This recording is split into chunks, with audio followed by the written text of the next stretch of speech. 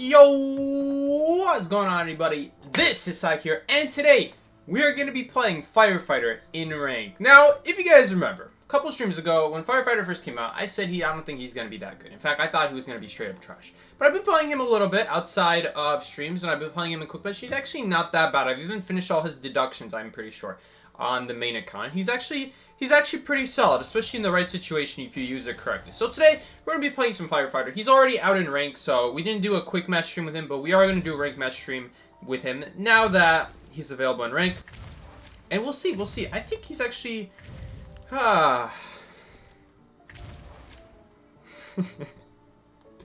So we're going to be waiting on rank match, or we're going to be doing quick match for now, but we're going to be doing rank on the main account in 45 minutes. So think of this like a warm-up, guys. Thank you guys so much for coming along, but yeah, so happy to have you guys all here. I didn't think this through.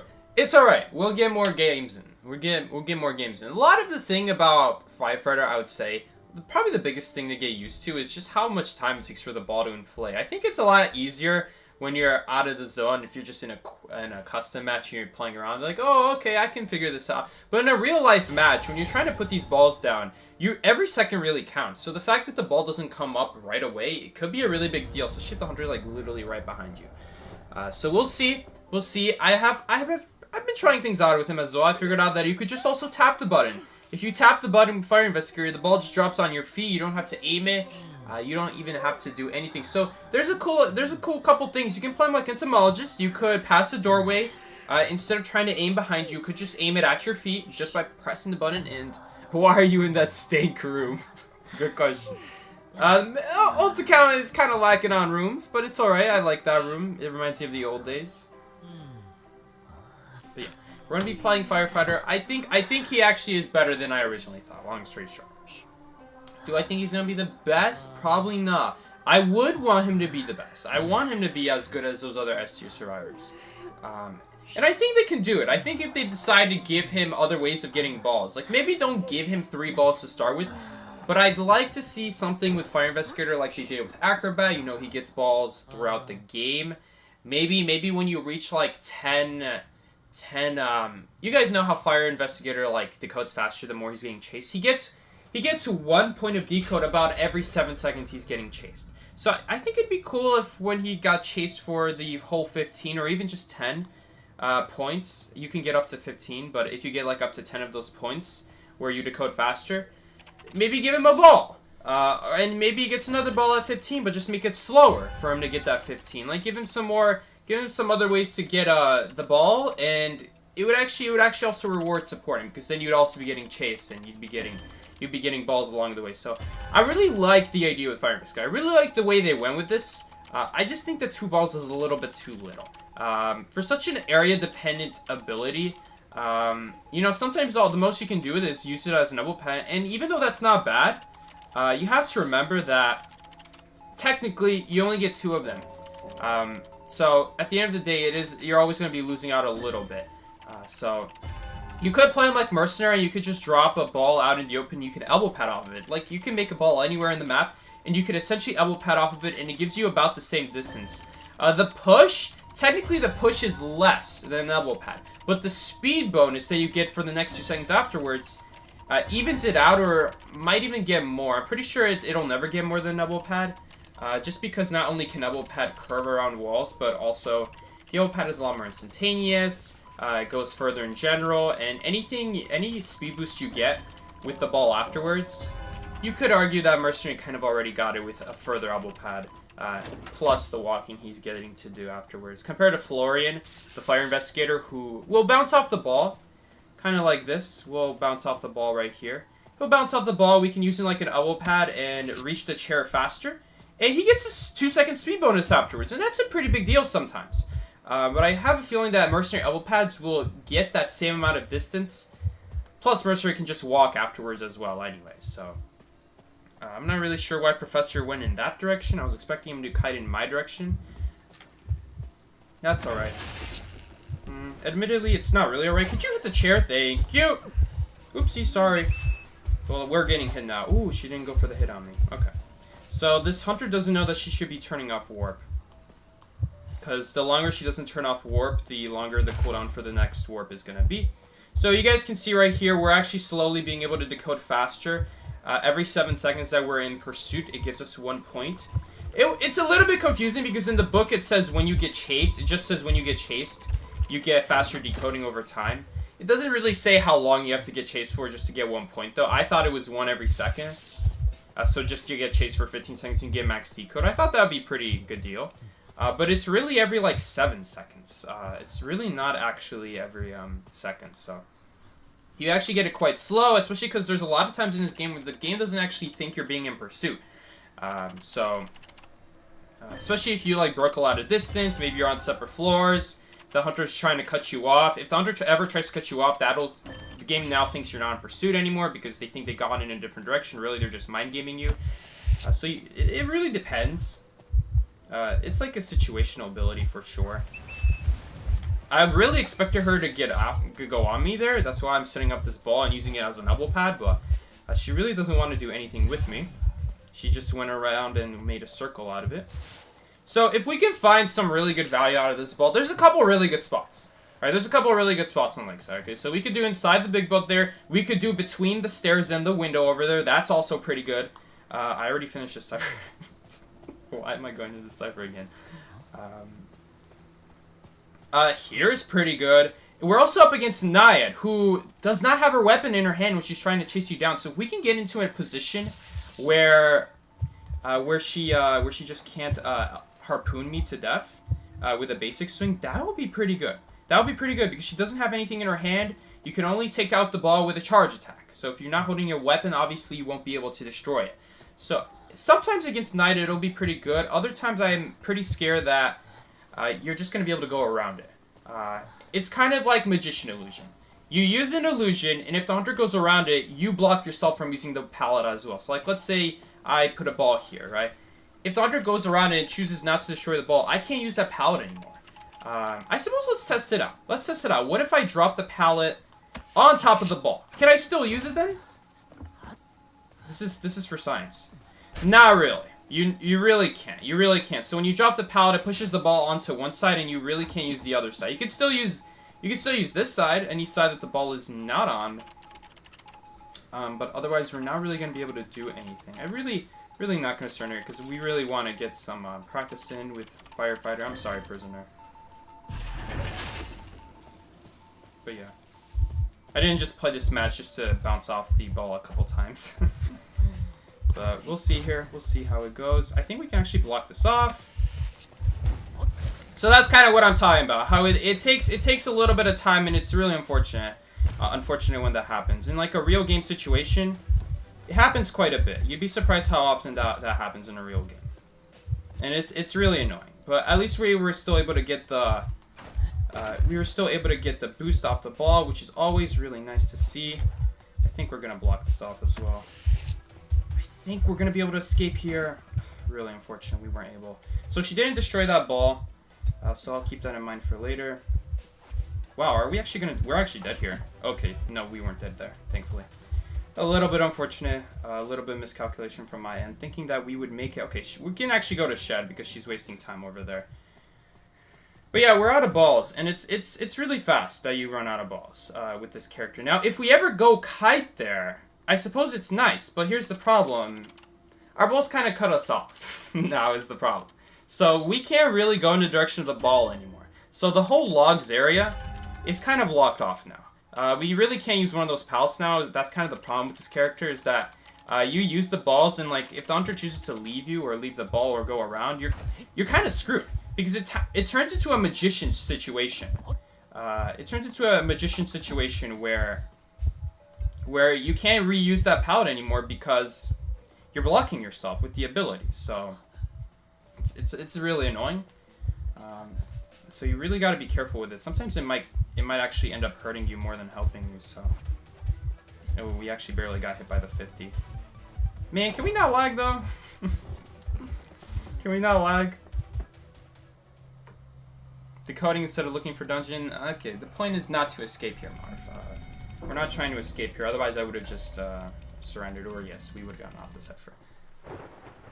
But I don't know. Is Florian a rescuer? I wouldn't say that. He's not bad.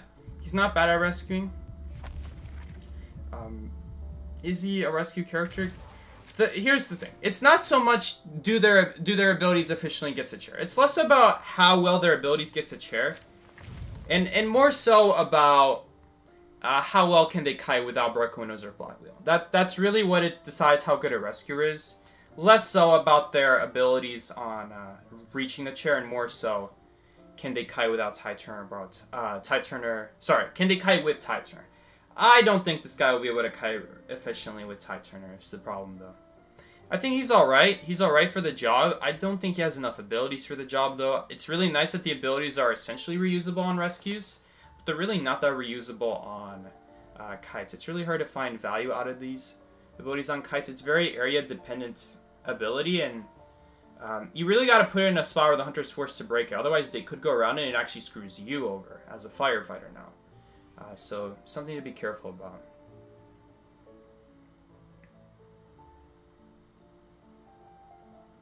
Too bad this is the last time. People are just gonna play dumb. You know, nothing you can do about that. It's gonna be less about how well our randoms kite, because we all know the rams are gonna die instantly. Like, we saw that professor. We rescued him, and he literally ran right behind the big rock with nothing to kite with. So, I mean, that's on him. And what happened to the other person? Well, oh yeah, they got stopped on the rescue. Okay, fair enough, fair enough. Because I had to do two chair rescues back to back. Oh well. Anyway, we got Darkwoods now. I do know this map. I do know how to play on this map, the pallet areas. There's a couple areas I'm a little bit finicky of, like exactly where are the walls, but I know where the pallets are. But it's also important to know where the walls are, because the walls decide how good the pallet is. The longer the walls, the more bent they are in a certain direction. Sometimes it helps you, sometimes it hurts you. Like on Moonlit, sometimes those walls that are sideways instead of all in a straight line. Sometimes it helps you if you get the hunter on a certain side, but it doesn't help you if they're on the opposite side, something like that. I know I'm not being really specific here, but it basically depends on the walls. So we'll see here. Maybe forgot a little bit. They did change this map a lot. They changed this map literally ever since it first came out. It's totally different from what it is now. You used to be able to go on the swing 2 times in a row. They removed that. This pallet area, I think this pallet area used to be different right here. No, they never changed this area, but they changed this area a lot. This area, no, actually no. I think this area stayed the same. Did it? I'll tell you what stayed the same. This did not stay the same right here. This, in fact, I could have sworn this log was further away. Everything's in different spots. Not just the areas are different, but everything's in different spots now. So this log actually used to have 2 pallets on both sides and rocks on both sides. So it was actually impossible for a hunter to go around the pallet. So like now they decided to move the pallet and they put it further away over there, so now the hunter could at least go around the log. And this is kind of what I mean by depending on the pallet. It really depends how good a pallet is because of the wall. So let's say I pull the hunter from this side of the map and I drop this pallet. The pallet would be pretty good in this situation because look, no matter which side they go around, it's going to be taking them a long time to reach me. I can easily vault around in time. But let's say I come from like this side of the map and I choose to use this pallet. Well, now the hunters can easily go around this log, and they could really mind game me on the wrong side. Thankfully, the log is still pretty long, so we could still escape technically if we react correctly.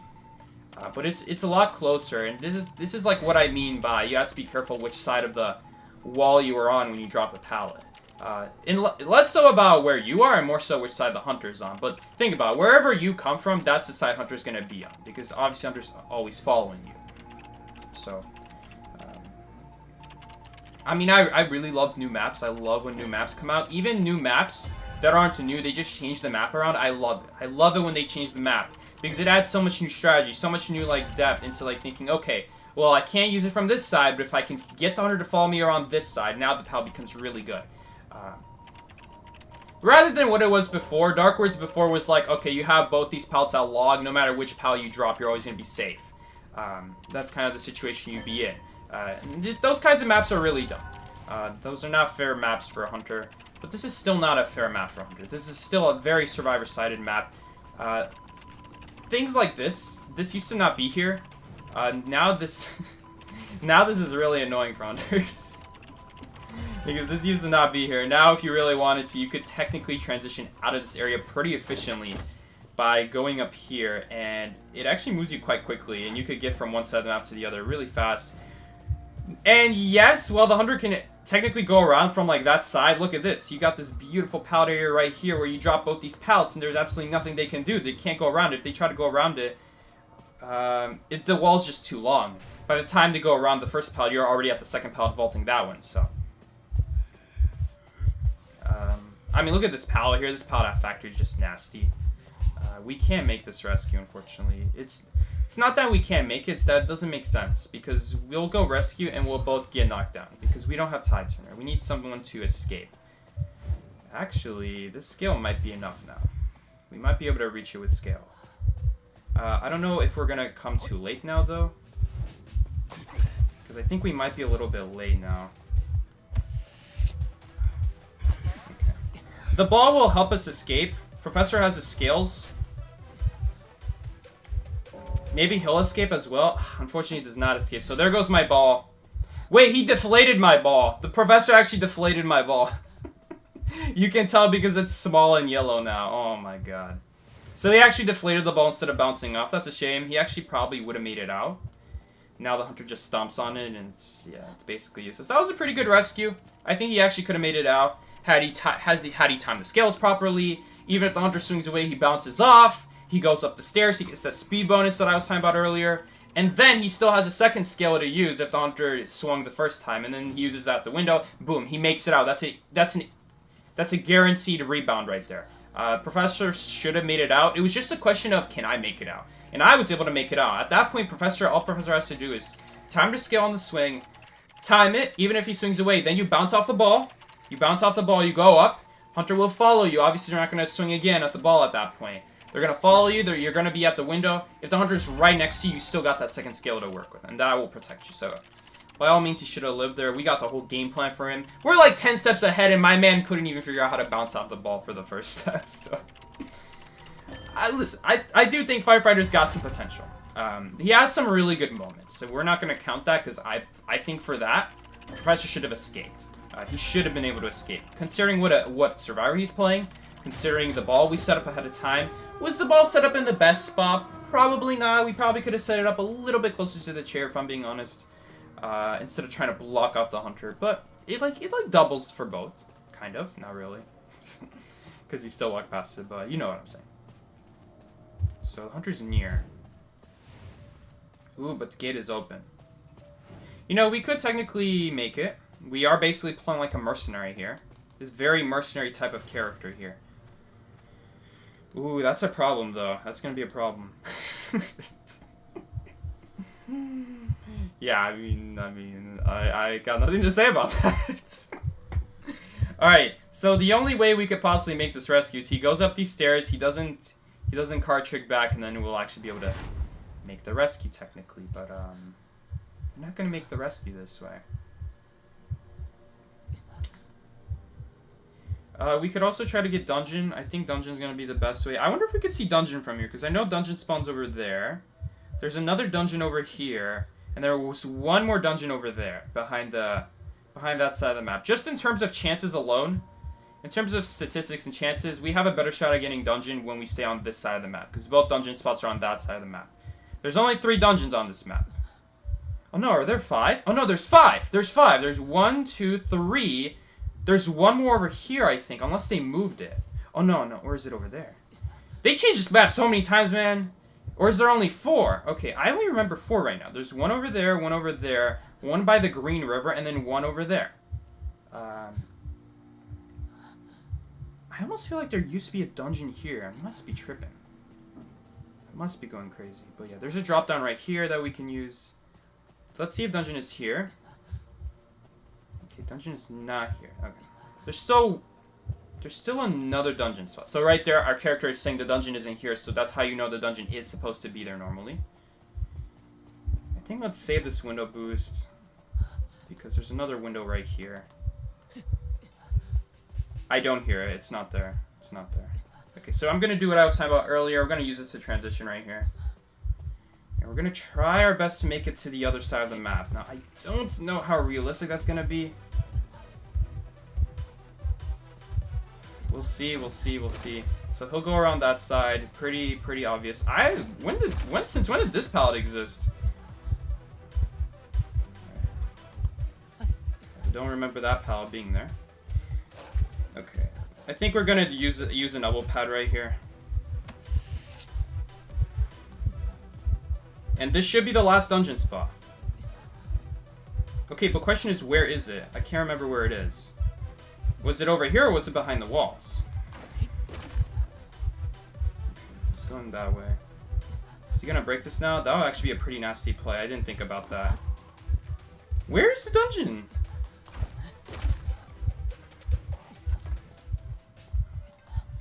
This is really sad. Where's the dungeon? I got stuck! Uh-oh. I don't know if we'll make it now. Oh, we're screwed now. Oh, no. This pal is actually closer than I thought. I thought this pal was further away. Okay, we can actually reuse this ball. Where is the last dungeon spot? Ooh, okay, we use the pal on this side. Use this pal first, because if you use that other pal, you get cornered. But we still might not make it. Yeah, we don't make it. We don't make it, unfortunately. The wall's just too long. Okay, so we should have taken a different route, but I was really hoping we'd survive. But the wall's just too long, barely, for that to do that. Where was the dungeon, then? What are the 5 dungeon spots? So there must be 5 dungeon spots. 4 out of 5 chance, by the way, that we didn't get the dungeon there. That's crazy. So I'm gonna see where this dungeon is. I must be forgetting a dungeon spot. There is a map with only 4 dungeon spots. Don't ask. There is a map with only 4 dungeons. Unless they moved it. Maybe they moved a dungeon. Like, we'll see. I want to see where this dungeon is. Okay. So there's the one at the Green River. There's the one behind Factory. It's over there? I thought it was behind the wall. Okay, I guess not. We would have seen it either way. There it is. It's still there in the same spot. Oh, I see. So it's not actually by those, Dang, where is that? Where is that? That's next to the basement? That's literally underneath the basement? I could have sworn it used to not be there, but... Oh, no, it was always there. It was always there. It's the one by the stairs. That's a... Okay. So I actually forgot. So this is the map with the 4 dungeon spots. Okay. Alright. Fair enough, fair enough. I forgot where the dungeon was. It was actually by the stairs. Which is so odd, because I could have sworn I heard a wind whistling. I swore I could have heard the dungeon at that corner. I'm like, where is it? Yeah, it wasn't there. The second never fails to go on attention on the most useless non-rank map. Because I love new maps. If they added this map in rank, we'd be talking about all about it, regardless of whether it's in rank or not. Because I love the idea of changing the map around and giving new areas to work with, even if it's not a new map. If it's not a new map, that's fine. I'm fine. I'm fine with it. Actually, I wish I could go back and give him 2 stars, but 3 stars is good enough.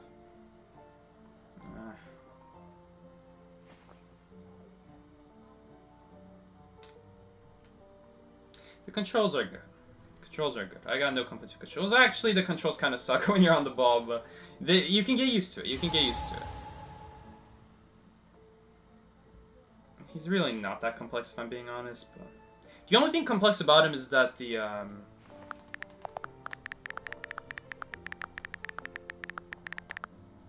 only thing I have to say is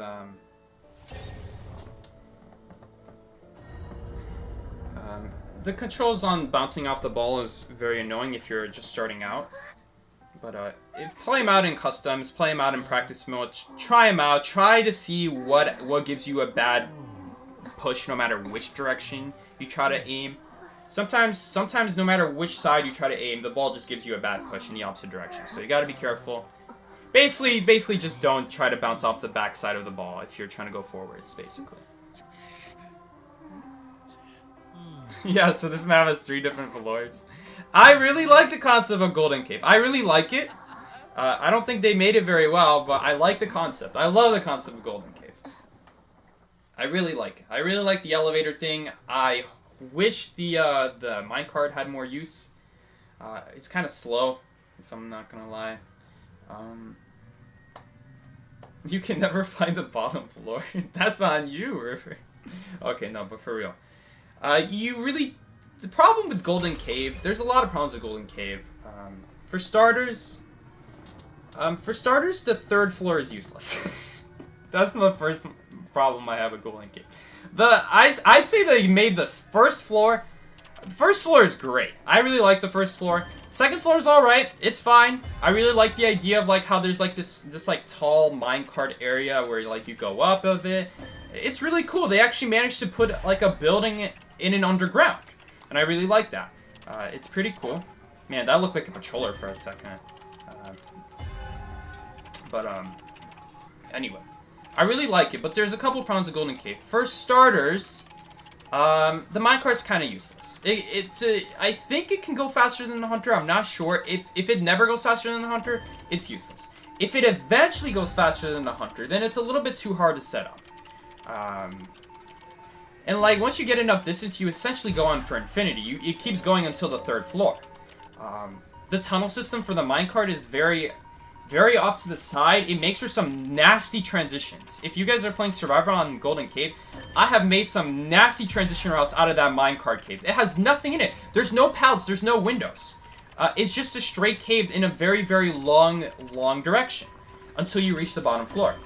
And it's not that it's good for cutting. It's just good if you see the Hunter far away from you and trying to walk to you. Like, let's say they fall down a hole and you see them in the distance. You just go down the minecart track, not even with the minecart, and you just walk for so long.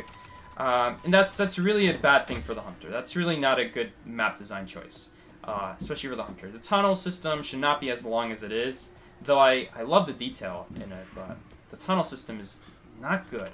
Not good for the Hunter. But maybe it's fine because it technically doesn't have anything to use, so maybe it's fine, but I can think of some really annoying situations for the Hunter. That's after. Unless Little Bro can catch up. But no, Little Bro does not catch up. So we're getting an after half rescue. The other problem, here's the other problem with Golden Cave. The third floor is useless. The third floor is both the most unbalanced area and the most broken area at the same time. For survivors. If you guys have gone down there, let's just take a tour of that. Just go down to the third floor of Golden Cave if you can find it. And go down there and look around what there is to kite. I counted. There's about 5 pallets on the whole floor. That's it. There's only 5 pallets on the whole floor. Something crazy like that. There's like 1 pallet by itself. And then there's like 2 pairs of pallets. And that's it. That's the whole map. That's the whole map for you. For the bottom floor of Golden Cave. So, there's no dungeons that spawn there, I'm pretty sure. I'm not remembering, but I'm pretty sure there's no dungeons. There's no ciphers down there. So why would you go down there? I'll tell you why you go down there, and this is why it's the most unfair thing in the game. It is both unbalanced for survivors and completely unfair as well. Both sides. Completely understand both sides. The third floor has an exit gate. That is the only use of the third floor. It has an exit gate. And if the Hunter ever tries to go down to the third floor to stop the exit gate, you are never making it to the first floor again. Not only, because here's the thing, not only is it on 3 completely different floors. Not only that. Could you like blink and hit the chair or something? Oh no, we got this kind of game. We're screwed. We're not gonna be able to make that. Actually, I'm not risking it. We're not making it. I was like thinking about maybe taking a hit on purpose there and then going for it, but no, we wouldn't make it. Just really annoying. But if we were a mercenary there, we would be able to elbow pad more quickly and reach the chair safely. I guess we could have if we risked blink, which I wasn't really paying attention to blink. If the blink was already used, then yeah. Yeah, but that's just Knight for you. It's really just a guessing game if she's gonna swing or not. We could have actually made the rescue without her being in range to swing, but again, we have to consider blink here. If she had blink, we would get terror shocked on the spot. So this is a pretty good place to put a ball. The only problem is that you could just drop down here, so that's not really good. Which side is she going on?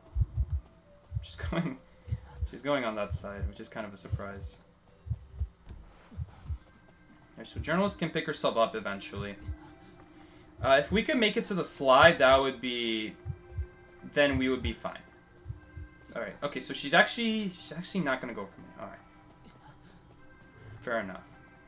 If we can reach a slide, we'll be able to dry off all our water. She's gonna be forced to return her harpoon.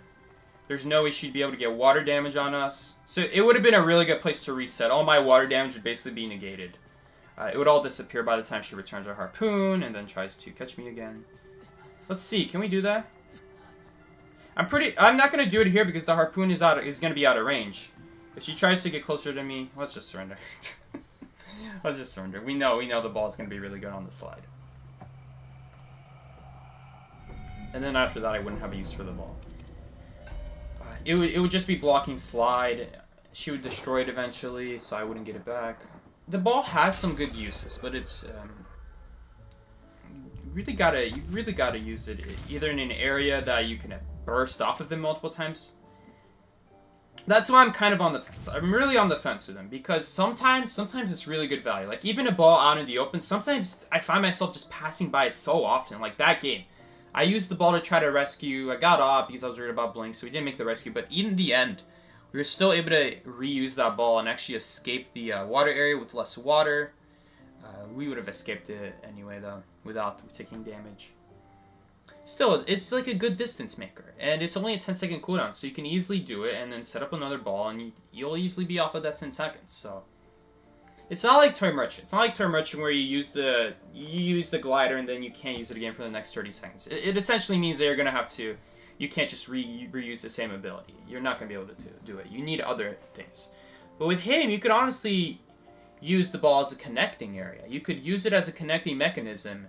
And don't even put it in a spot that the hunter will want to destroy it in, because then they'd be wasting time. You could honestly put it in a spot just ahead of time even if you want to. Though it doesn't really make much sense, because you can pretty easily make it while you're kiting as well. If you plan to use it like an elbow pad. And just use it between two open areas. Between two kiting areas, put a ball in the middle like of the open kiting area. Or maybe closer to one. There's good uses for it, even not just for blocking, but I don't know. I really feel like he should get more balls. But I really like that I really like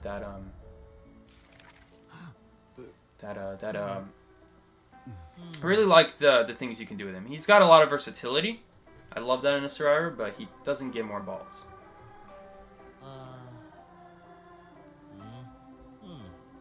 You think he should get the answer to where he'll be able to use items when all his airbags are on the map? It's an interesting concept. You can like drop it off ahead of time and then you can get a chest. It's interesting. It's not really worth getting chest items most of the time. But I like the idea there. I like the idea. I respect the idea. And there's no reason you shouldn't be able to get chest items. I agree with that. No reason. It's here's the problem though. It's kind of like with Batter.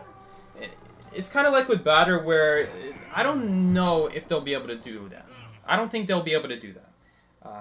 Because here's the problem with him. Here's kind of the problem. It's kind of like with Batter where the game doesn't really know if he still has balls on the field. So if you were to drop your balls and then be able to pick up other items, I don't think the devs want that. Because then what would happen if you have an item in your hand and you try to pick up one of your balls? I mean, I would think it's as simple as it just wouldn't go in your inventory. You'd have to use your item. I would think it's that simple, but maybe it's not that simple. Maybe there's like some code in the game that's preventing the devs from allowing Batter to, after he uses his balls, pick up other items. I mean, I understand with Batter. I guess they don't want to make his batter ball disappear, his baseball bat disappear when he uses his balls.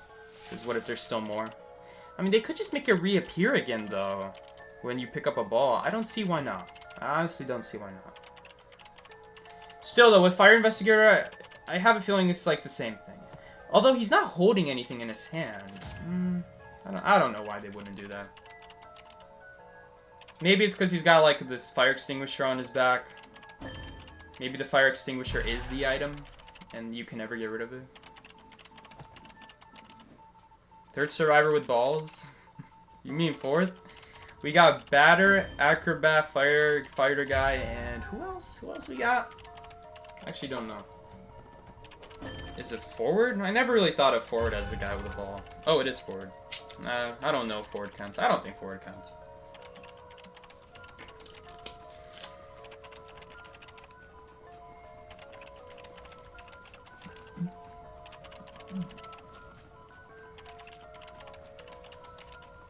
Dancer can still pick up boxes after she's using a chest item. I don't know. That's a good point. That's actually a good point. Yeah, she has to press a button, but it's kind of the same thing. Yeah, I don't know then. I don't know. They really should. They really should. You're right. You're right. If they did it with Dancer, they should be able to do it with every other survivor because she has the same logic. She leaves abilities on the map, and technically she could still pick them up and have another item. But there could still be boxes on the map, and they could just let her pick up items, and that's exactly what they did. So why not for fire extinguisher? I don't know. I don't know. Probably should have rescued that, but I was in the middle of talking. Okay, IDV characters sure do specialize in balling. I wish I didn't read that comment out loud. I never really thought of Ford as a guy with balls. We are getting so many quotes today. I'm calling it balls. I don't care. I'm not thinking of it like that today. Honestly, I don't know what to call them. So. Even with the balls, though, with batter balls, I'm not going to call it a cricket ball. It still has ball in the name anyway. Come on. Dancer's not thinking about rescuing that again, is she? She's just standing there. Menacingly. Alright, we're going to go do this rescue. I mean, who knows? I wonder if there's like this kind of strategy here where we could... It doesn't make sense, though. He's just going to be able to dash up to the forward if we do anything like that. That's a very unfortunate time to get hit, too. Maybe we can block him? Yes, it actually canceled. Did you guys see that? I don't know if you guys picked up on that, but it actually canceled the suck ability. He tried to suck the forward, and then the pushing animation canceled it. So that was really cool. That was really cool. I like that. That was really good use of the ball, and we got the ball back. So that's a win in my books. We essentially get 3 balls out of this. I think it would have been maybe worth body blocking had that Dancer been on that Cypher sooner. And Seer Cypher's surely almost done, but oh well. Here while I study for finals. Good luck, Raychez. Good luck. 19% Cypher. Oh no, is Dancer getting chased? Why is Dancer getting off? Oh, because she finished the Cypher. I don't know why the game doesn't notify you sometimes that the Cypher's finished. I don't know why it doesn't do that. Is that Hunter? Yep, Hunter's falling. You do get a heartbeat there for a moment while the Hunter's on the stairs. If we could just encounter the Seer, I would love to get this induction done. Yeah, we're not going to be able to do that, though. Doesn't make sense. Hopefully we can reach his pal without getting sucked. We do, but he's not going after me. Okay, that really sucks. Good thing he used the chair here, so at least we got that going for us. But if he's a good hunter, he might just straight up... Yeah. He might just straight up go after me, but I also realize that there's a chair there now, in hindsight. I need to go do Seer Cypher. We gotta get out of here. Man, there's like some really good ball spots here on Leo's memory. If you can get inside a factory, he's gonna be really good. A part of me wonders, what if it's actually not even the right play to do? Against certain hunters who have fast speeds at charging an attack, like Nightwatch or something like Clerk. What if it'd be better to actually just leave it out in the open and then you just keep using it in the loop, and eventually the hunter also has to break it by that logic? Although I suppose then that while they're charging their attack, they could just keep going around it so they're not actually losing as much distance. That's the thing. That's kind of the problem. Did he just hit the chair? He did hit the chair. Nice. We still got 2 balls left. We still got 2 balls here. That's pretty good. We decode 4% faster. Real big deal. Real big deal. I know. I know. And at some point, we actually met up with the Seer. I guess while he went to rescue. So that's nice. If we get a tie here, we're going to be able to get the deduction done. Only problem is that everyone is very far away from an exit gate. We got that exit gate, but they can't do that gate. So this is really our only option here, and no one is really close to it. The soonest we'll be able to start it is like 90 seconds with detention left, which is very late. Usually the gate's open by now, but we just started. So yeah, we'll finish this gate at 70 seconds on detention. In the meantime, we just have to see if we get teleported on, anything going on. If we get teleported on, I have a feeling we're going to use a ball just to reach the powder area, and that'll keep us alive. But problem is, Nightwatch has so many abilities early game, we'd probably just have to use another ball immediately. And we'd be out of abilities already. And then this ball wouldn't really be in a good spot. I guess if we position it like here, we could reuse this ball to go to logs right there by Christmas trees. So if you position the ball right, you could reach multiple areas with it, now that I'm thinking about it. You just gotta position it in a good spot. Because like, let's say we put the ball over here and boosted off of it and went to that area. We still reach the same area, but now the ball isn't really reusable anymore. So it's in a really bad spot. She could actually bounce off of this ball if we leave it right there. No one knows how to use the ball. They just deflate it. That's the second time. Don't worry. I deflated the ball my first time too. Don't worry. Maybe they should take away the ability for survivors to deflate. They can't do that though. If they did that, then you'd be able to block the exit gate and no other survivor would be able to go in.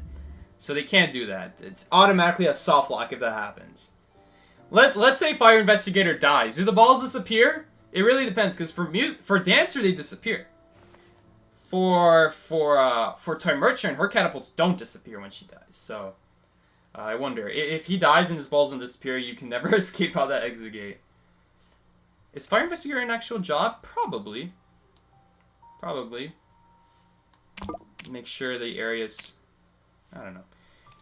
There is something, I don't think firefighters do this necessarily, but I guess they could. Someone to check basic stuff like fire hazards. Do you have a smoke? Do you have a smoke detector? Do you have a carbon monoxide detector? Probably stuff like that. I'm sure that kind of person exists. That home screen will never fail to make me laugh. We've had the same home screen since I started this channel. You thought it was a bad translation. Yeah, so this guy isn't actually a real firefighter, but we're going to be calling him Firefighter. His balls are used to snuff out fires, I'm pretty sure. Which, as far as I know, usually it's not a ball. It's usually like a... It's not like a mat. It's like a blanket, like a fire blanket. I think it's made out of... I think this ability is supposed to be made out of the same stuff as a fire blanket, where you just toss the blanket on a fire and it'll extinguish the fire as long as it's covering the whole fire. I don't know, though. I don't think it's really safe to use this as like something to jump on from a height either. You just jump off at an angle afterwards. You thought the airbags were to catch people to jump from a burning building. That's really dangerous. What happens when they land on anything that's not the center? They just boom, they just bounce off the side at an angle. Right into another building. They're really not safe. Not something safe. So I really don't know in what situation in real life are these balls used. Inflatable airbag. I don't know. Maybe block a doorway. If everything else around the doorway isn't flammable, I don't know. Something, knowing IDV's story, something tells me that this guy is not actually a guy who's helping people. I have a very bad feeling that he helps them, and then in some ways he doesn't realize it, but he sets them on fire or something like that. I have a very bad feeling that's what his story is about. Something about that smile. Something about that smile. Something's not right with it. Alright, but rank is about to start in 27 seconds. 27 seconds. Before he has a sponsor now, I heard. That's nice for them. Really good. Good stuff. He starts the fires and saves people from the fires he's caused. That might be even more messed up than helping them and then later accidentally. Because he knows he's doing it. It's like, you show your home screen? Yes, here's my home screen. There's a giant monkey on the screen. You can find this on Google Images. Don't worry. Just search up orangutan chasing girl on a tricycle. I'm sure you'll find it. Before we start, let's see if we can get anyone in here. We'll be able to get one person in. Probably should have done this before rank started. Zeus is supposedly waiting for Ellie. I heard that they're gonna play. Guys, should we invite Schmitty? No, Schmitty's not even in range. Wizard Aqua? Should we invite Wizard Aqua? I forgot how I got them on my friends list. Doesn't seem like anyone's on rank right now. Usually my whole friends list is full, but I guess a lot of people are dying. I don't know. Back then, my whole friends list used to be like online during rank. It would be a nightmare trying to find the right person.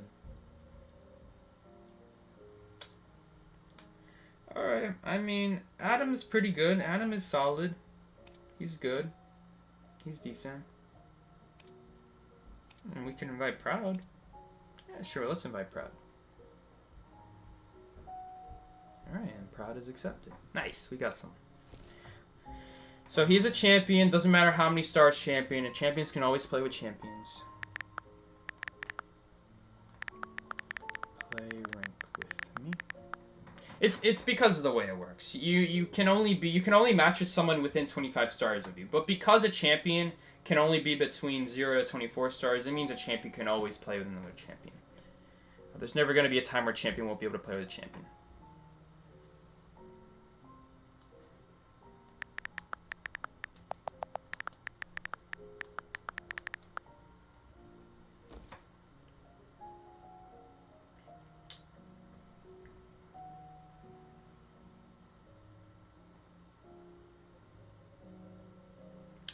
Okay. Like 1 hour? Alright. Fair enough.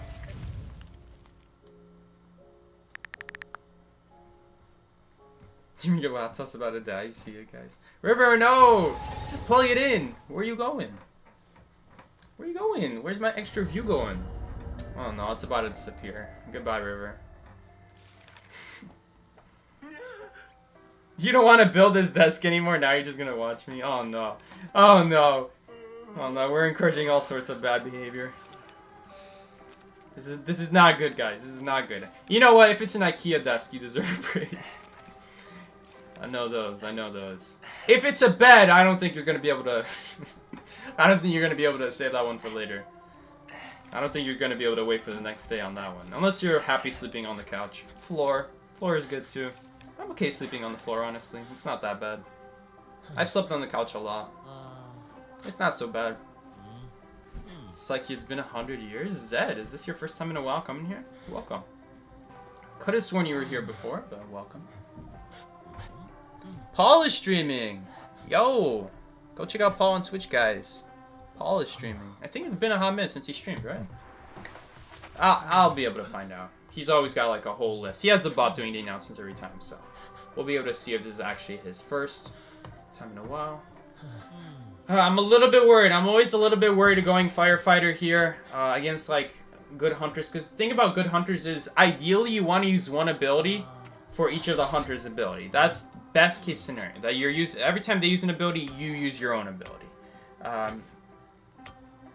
But nowadays hunters have so many abilities that even just the 2 balls might not be enough to stall. Like let's say we're in the Ripper meta.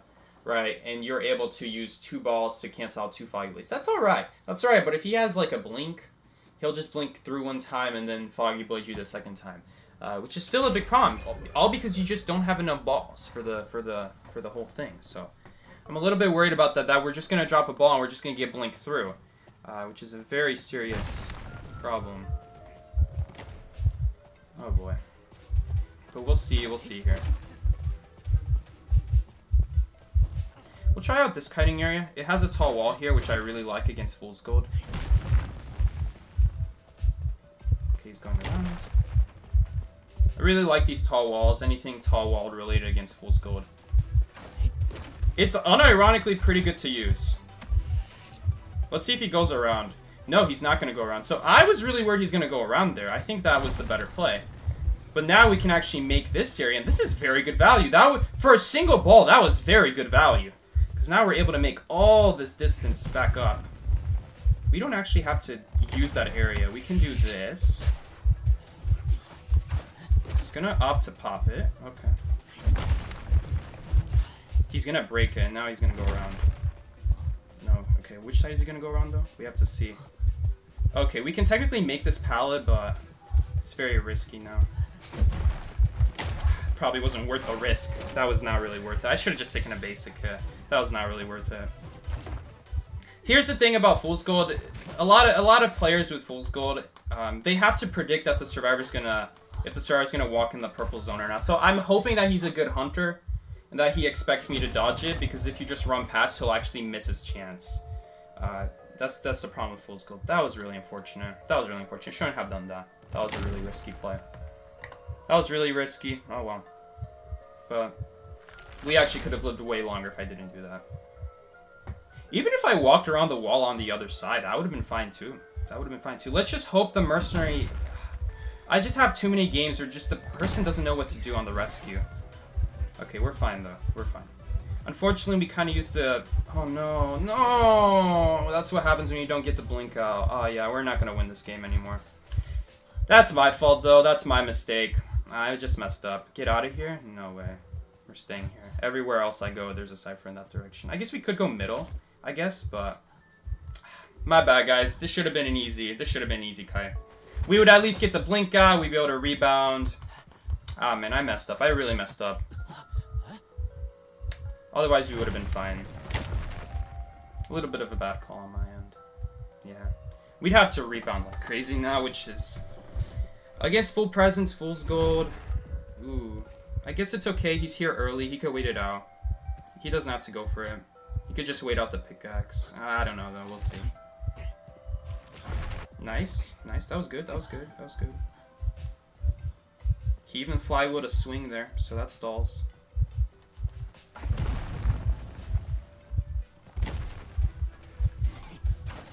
Whew. So that was his full presence. He just used his full presence right there. But in the next 28 seconds, he's going to get it back. He messed up. He messed up. He messed up. He messed up. That's a really big mistake. That's a huge mistake. That's a huge mistake because he would have caught up with that. But now he doesn't. I think he's going to expect me to be around that side. Yep. There we go. There we go. There we go. That's really good. Really good. He's going to have his full presence back any second now. But no, I didn't know that that happens. No, I didn't know about that. I would have just not dropped the pallet then. Oh no. Imagine if I knew about that, then we would have been, that would have been a guaranteed then. Then we always live after that. All I had to do was just not drop the pallet and we're not going to even be able to pick myself up. He just has to pop as soon as possible, which is not going to be possible. No, I didn't know about that. Dude, there's so many BS things about him where it's like, once you know, he'll never do it again to me. Like, now that I know that, I'm never going to fall for it. Now that I know that, I'm never going to fall for it again, and every time he does that, we're just going to get so much kite time when he wastes doing that, but... The first time it happens, yeah, good for you, good for you. Good that you got it the first time, but next time you go for something risky like that, it's not going to pay off. We're gonna be the ones escaping big time, so... Really unfortunate, but whatever. That really sucks. He might actually get dungeon here, because Fool's Gold is just that kind of hunter where you could honestly still get dungeon against. Let's see, is dungeon there? He's not going for a dungeon route. Maybe he knows dungeon is not there, though. Ooh, I don't know why he's not going for the window, though.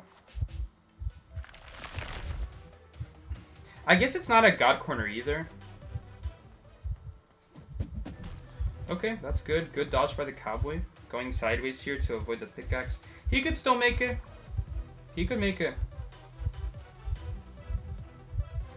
Yeah, the full presence, though, is going to be undodgeable here. Same with the blink. We should have won that game. That should have been a win. I didn't know about that. I would have just not dropped it. I would have just not dropped the pallet. Oh, well.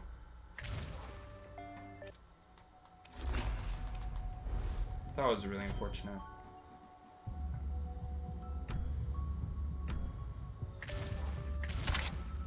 Oops, we're doing quick match.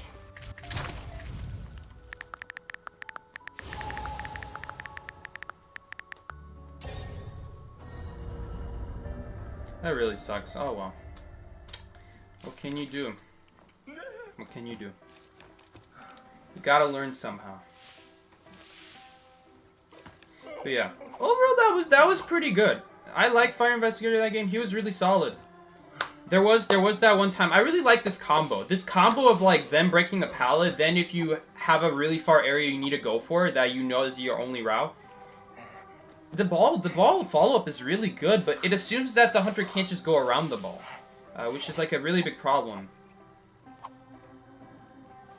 It's OMG, like a really big problem.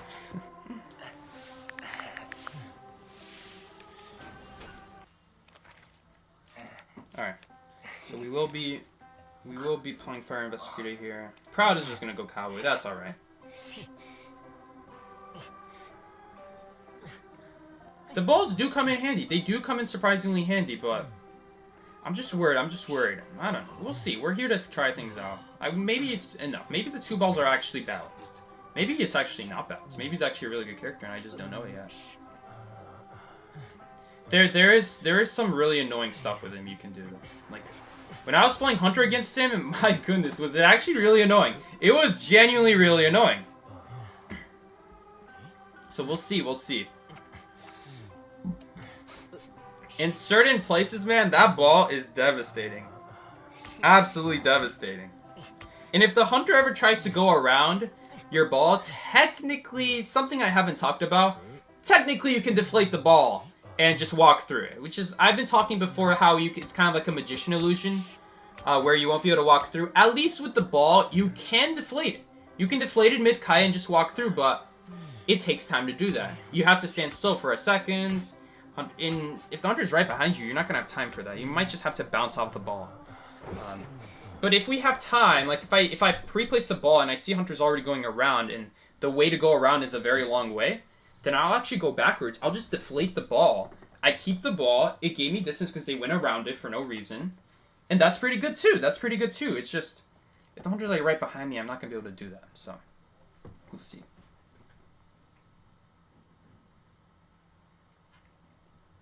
I'm at the hard part for this desk, so you are still doing the desk.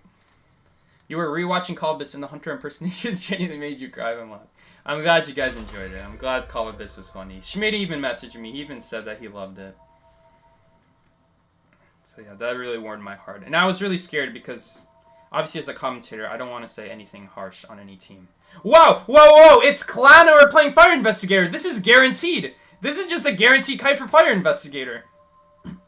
Well, I'm not going to do anything until I hear the dash, though. As soon as we hear the dash, that's what I'm going to set up. Oh, man, this is so dirty. This is going to be so dirty. Clown is... As if Clown wasn't screwed enough with all the good survivors against him. Let's see what he does. He's going to go AFK? I was really hoping. I was really hoping to show you guys, but here's what we were going to do. We're gonna drop a ball there. We could drop this pallet, but I'm purposely not dropping it until I hear the dash, because if he were to walk up to me and that pallet's already dropped, I'd kind of feel a little bit sad that I wasted it that early. So we're going to wait until we know he won't be able to easily deal with it.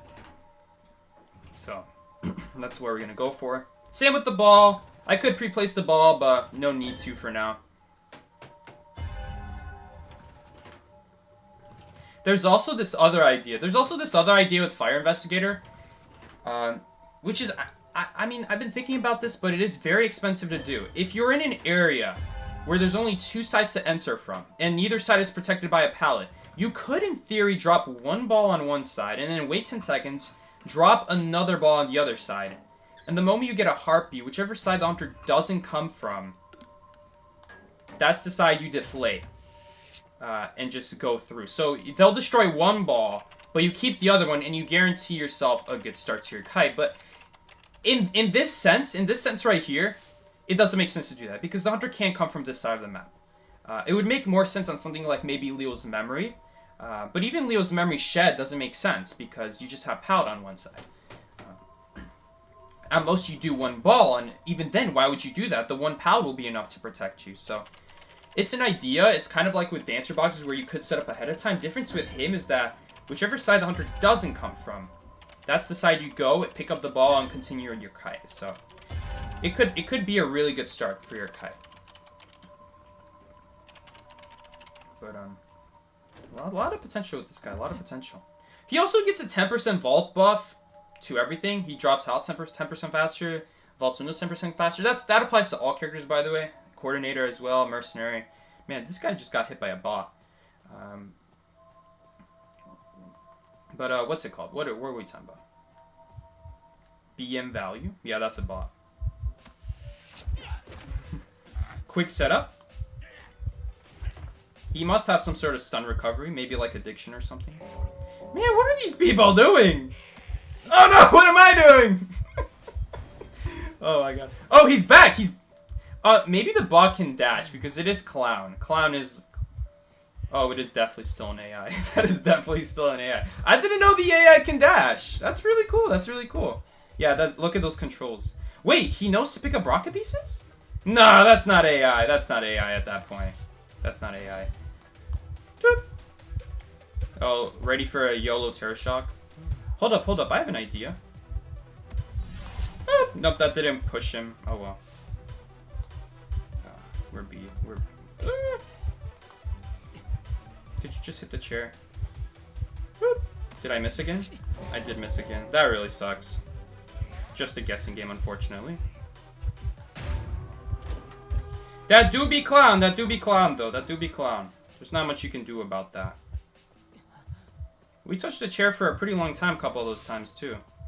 And he still didn't go for it, so... A little bit annoying. He's gonna die on chair. Imagine he actually makes his comeback. But he can't. If he goes for a lawyer... If he goes for a lawyer... So what I was trying to do there... I was trying to put the ball on top of the clown so that it pushes him. And then while he's being pushed, he actually... we're so screwed here. Because we actually... Oh, no, we can do this. And Kabe can take the hit. Oh, no, but Kabe took 2 hits back to back?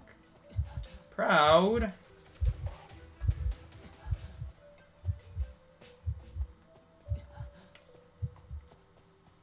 Come on, Proudy.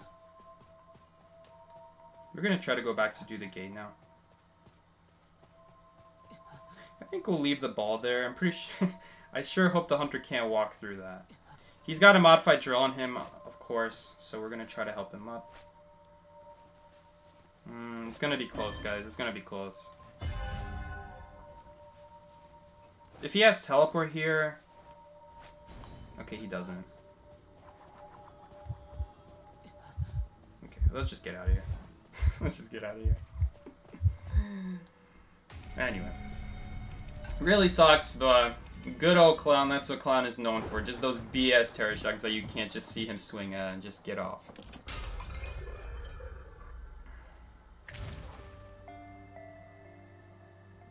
Knives is also Nightmare, yeah, same thing. But Clown is the absolute worst.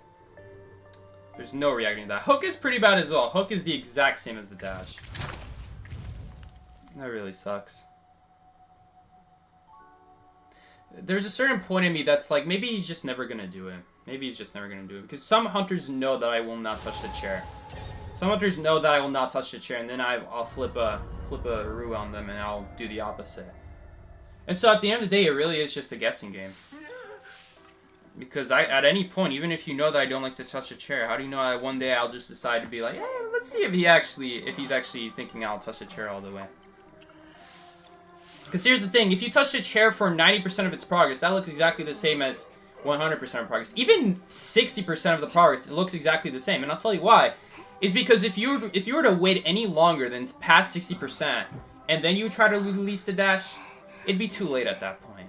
It would be too late. They would be able to make the rescue in time. Because rescuing this game is so fast, it's almost impossible to realistically react to. As a hunter player. If rescues took like a whole second to rescue like it's supposed to by default, it would be more reactable. But because survivors have this ability, rescue speed is increased by 40%, if they try to just go off of just reaction time alone, right?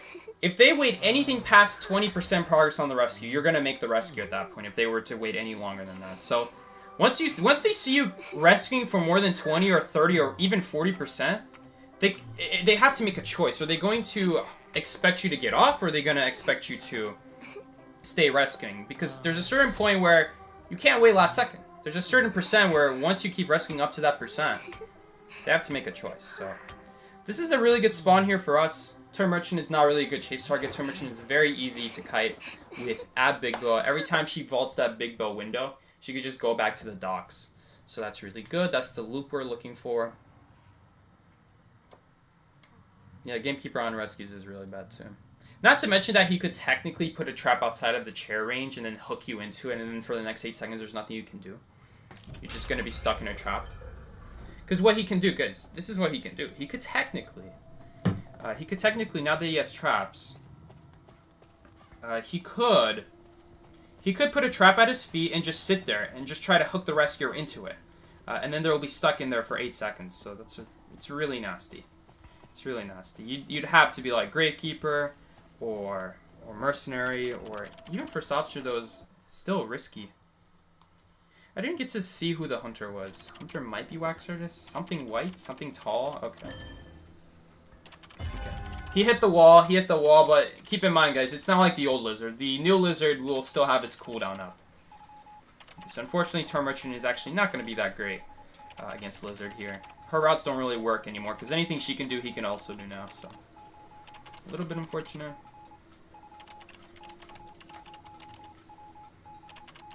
Hey, Psyche, what's up, Nova? Welcome. Welcome to the stream, Nova. Okay, so he broke the catapult. He broke the catapult. He also has insolence. Maybe he's got teleport? Teleport?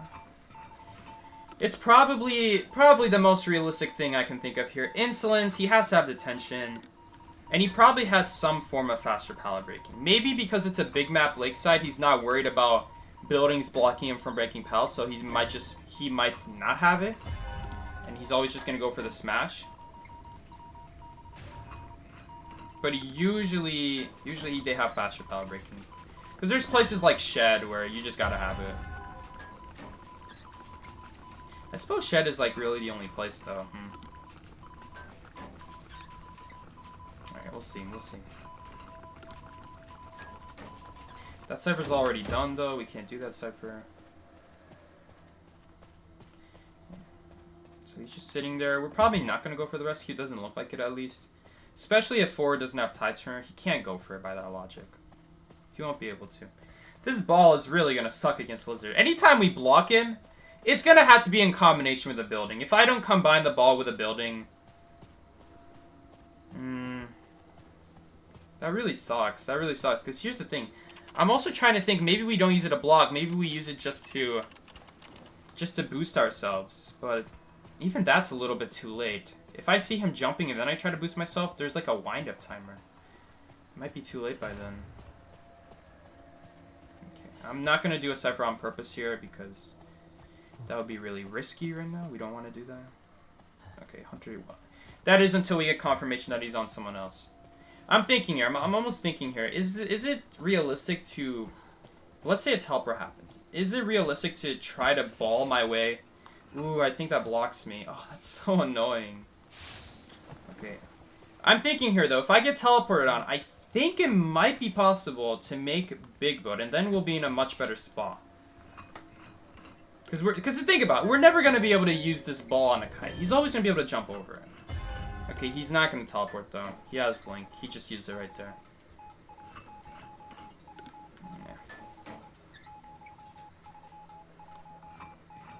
Yeah. Open the gate, I'll save the others. Not really in a good spot.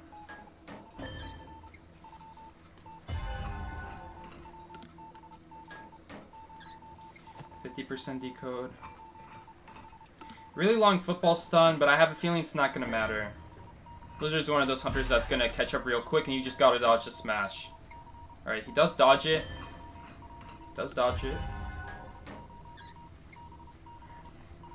We just need some decode here. Decode is going to be all the way in the corner right there. Bad corner is our last cipher. Yikes. Okay, that's a problem, because if we get charred on that cipher again, we're not going to be able to get it done. We'll see here, though. He's not really pinging anything, so I can't see the distance that he's from. Okay, dungeon is here. Oh, he's close. He's close enough. In fact, so close that I actually have to sit down and wait. Because we're too close.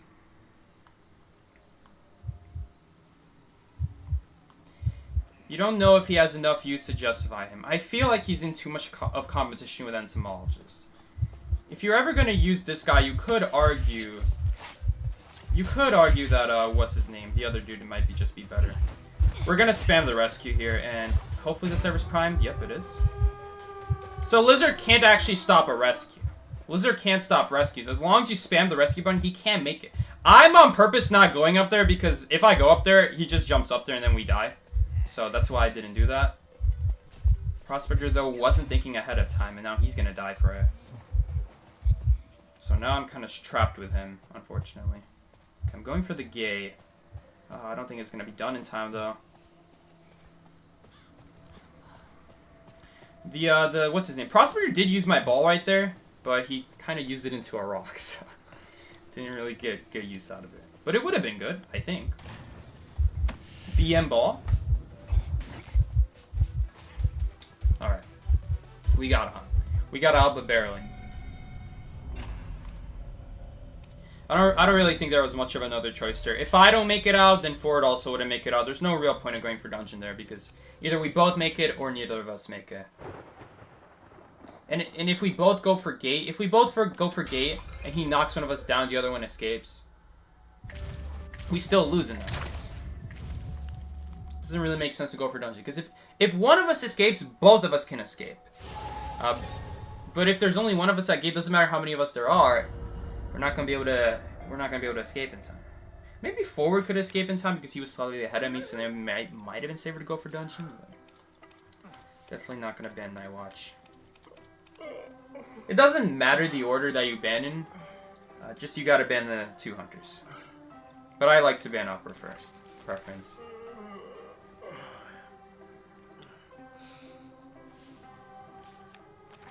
Florian's very creepy to you. He is a creepy guy. So yeah, is he justified? That's a hard question to answer, because there's a lot of times where if you use him just like entomologist, then it would have usually just been better to pick entomologist. It's not very often that fire extinguisher guy will be able to get actually more.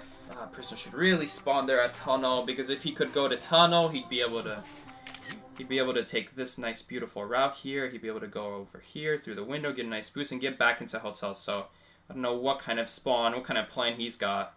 Whatever plan he's got is definitely not 10 Oh my god, and then he picked that spawn. Beautiful tie sack, you loved it, thank you. Definitely not a great start to that game, but barely pulled it in. So we'll take it. I don't remember, did we lose any games? I think we lost one. I don't remember if it was on the main account though. I'm trying to only count the main account.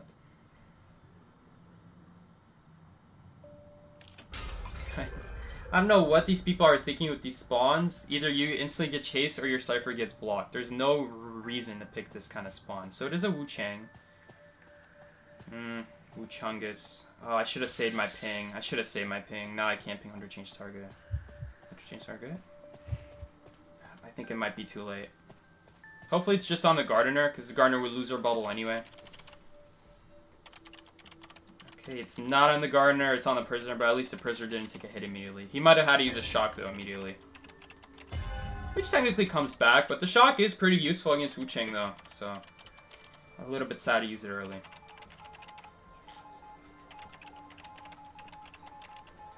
You know, what I also could do, I think I'm going to do this. I think we're going to do something like this. We're going to set up the ball, and we're going to... It really depends which side he teleports from. If he teleports on the left side, we're going to go right side. If he teleports on the right side, we're going to go left side. If he teleports right on top of me, we're just going to have to go right side. I think we're actually going to... Oh, no, but he has Bell now. He also doesn't look like he's going after me anyway. Looks like he's stuck on Prisoner. Okay. It's good to have these things in mind, though. You gotta be thinking 10 steps ahead. Okay, so if we were to get teleported on, I'm pretty sure we would be able to escape in time. If it's black form, we might not be able to, because of this charge-up timer. Well, I think we would, as long as I react fast enough. And I think I put the ball as close as possible. No, I probably could have put it closer. I just don't want to block myself on one side, though. That's the problem.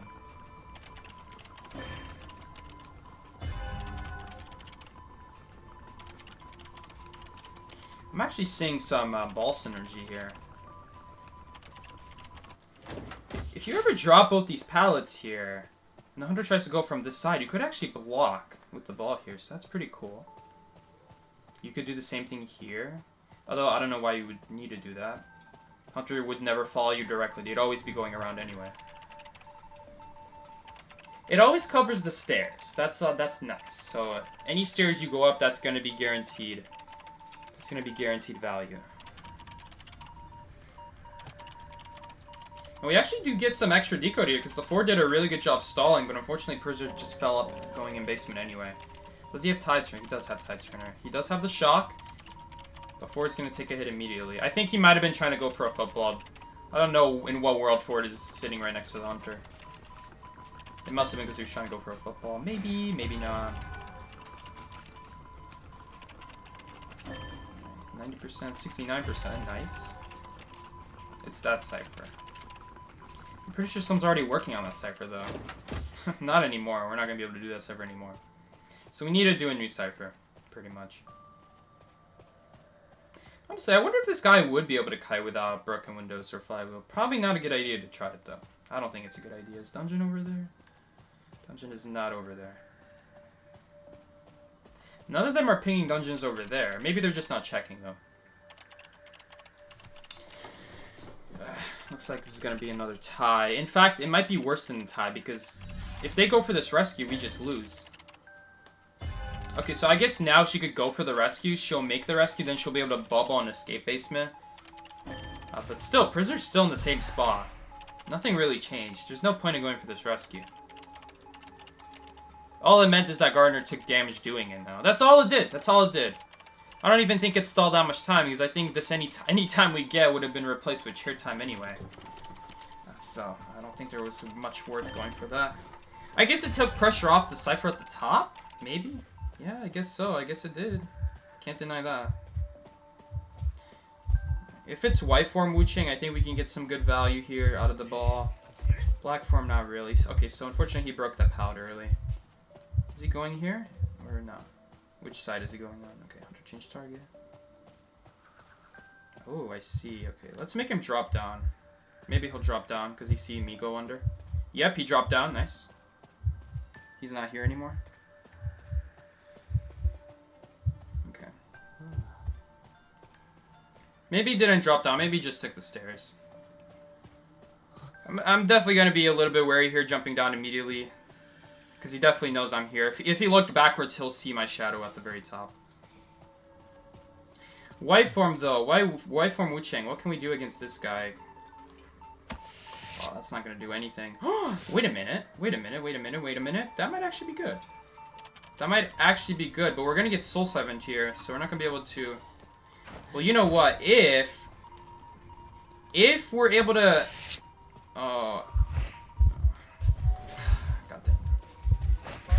On top of that, he can go around the ball anyway. That's so annoying. That's so annoying. He can go around it anyway. Okay, that's pretty good. That was a pretty good ball, though. I like that. That was good.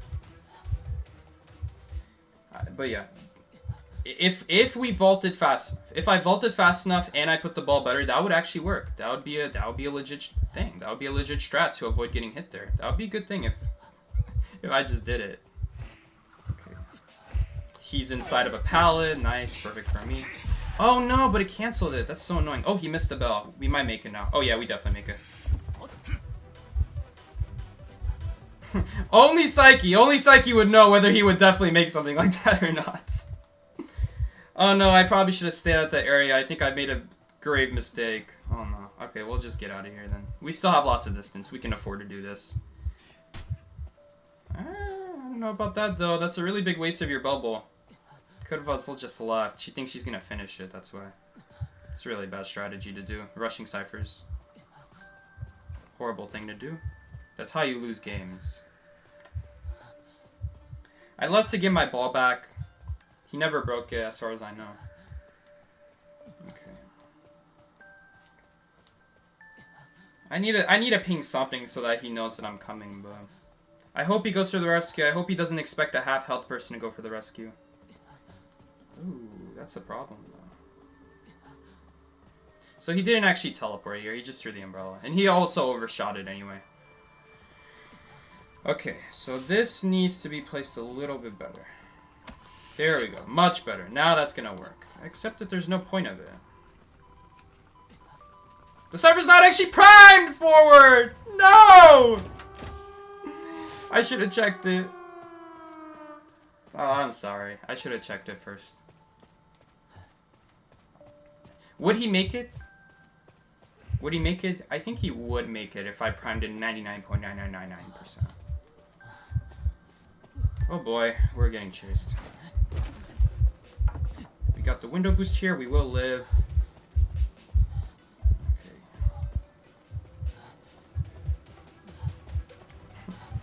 kind of risky to do anything, though. It's really risky to leave this area. I really don't want to leave the area if he sees me that I'm leaving. Otherwise, it's an instant umbrella on me. Man, maybe I should have gone for it at half health. It wouldn't work, though. It wouldn't work. We just needed the Garter to not play so risky earlier. We'd make the rescue, we'd rescue, I'd immediately get knocked down, or she immediately gets knocked down, and then we'd have to kite afterwards. It's just gonna be almost impossible, especially on a map like Chinatown. In an open area, if he picks a good chair out in the open, which I think he did. Sorry. I probably should just primed them better. I didn't notice. That sucks. We really shouldn't be losing that. All the Gardener has to do is she just has to get off the Cypher. She just has to get off the Cypher. She just has to know that she's not the target. As long as she doesn't push it, she's not the target. If the Hunter chooses to go after her, that's a good thing for us, because we have another Cypher.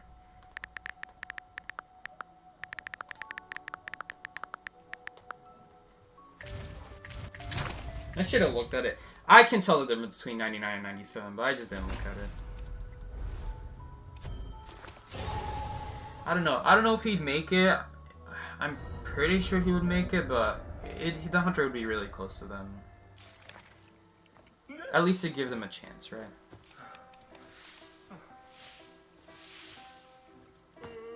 Shouldn't have done that. So on Garner shouldn't have pushed the other Cypher, yeah, agreed. That's a shame. Shouldn't be losing that, but it's whatever. It's gonna happen. We're just gonna get dumb people. There's nothing we can do to help it.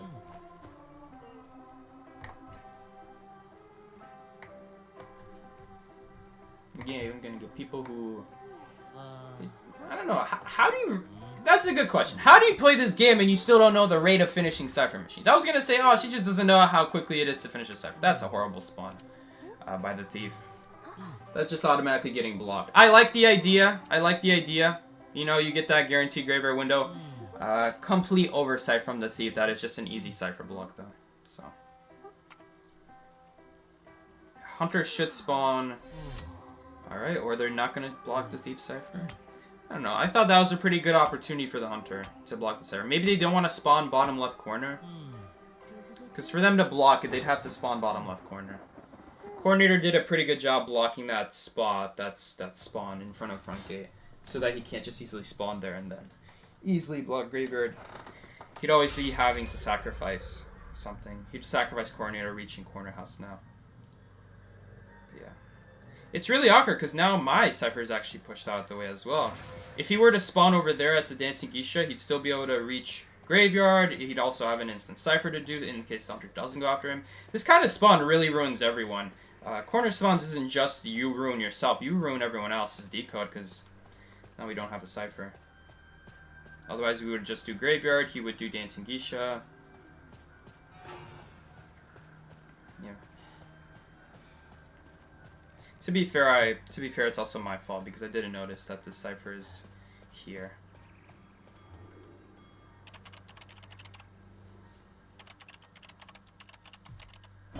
Otherwise, we would just do the Cypher immediately.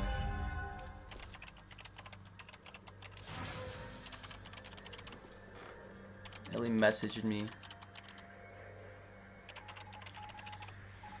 Alright.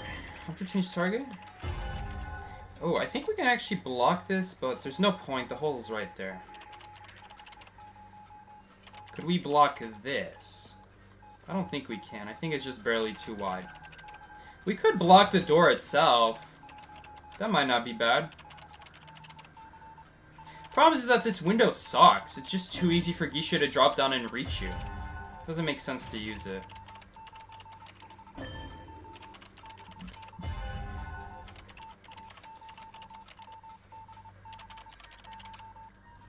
I think our best bet, he has excitement. Our best bet, if we were to get chased here, our best bet is probably set up a ball, use it like an elbow pad. Oopsies.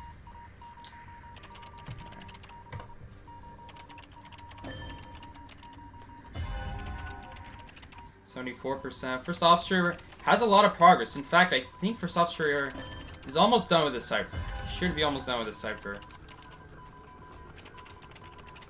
Coordinator. Corner, unfortunately, gonna go on chair early.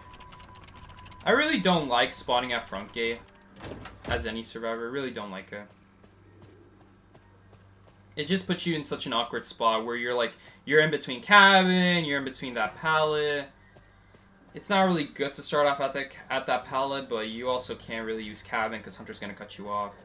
You could go around the building and see which side they follow you from, but it's a little bit risky, especially because then the Hunter will always catch up a little bit and they might snipe you with an ability. I've never really been a fan of front gate spawn. I never really like it. It always leads to an awkward starting area. Very awkward. Very awkward kite. Sometimes you'll be fine. Other times, depending on the Hunter, you're not going to be fine. They might just cross the distance very quickly. They might snipe you out of distance as you're trying to reach cabin. The goal is to start at cabin, really, if you're on this side of the map. The goal is to start your cut at cabin. If you can reach cabin, you're good. I don't know in what world is this corner not getting picked up, but we're getting a lot of deco time out of it, that's for sure. Okay, so she's even going to pick herself up. That's crazy. 49% too. We're just missing a last cyber. I'm going to check on where is this Hunter, because this Hunter is searching around for something, but I don't know what it is. Okay, I'm going to prepare for we're going to prepare for teleport. If we get teleport on, will we still be fine? I'm pretty sure we would still get hit. If I vault this pallet. If I vault this pallet and I try to go for that window, not the window, the pallet, we still wouldn't make it. Even if we did, what's stopping her from dashing over that pallet? Okay, Cyber's primed though. Enough thinking about what we should do. Cyber is primed. I definitely don't want to back off of it though, because if we back off of it, it's gonna cause an easy abnormal. So we're gonna take it easy. Dungeon is here.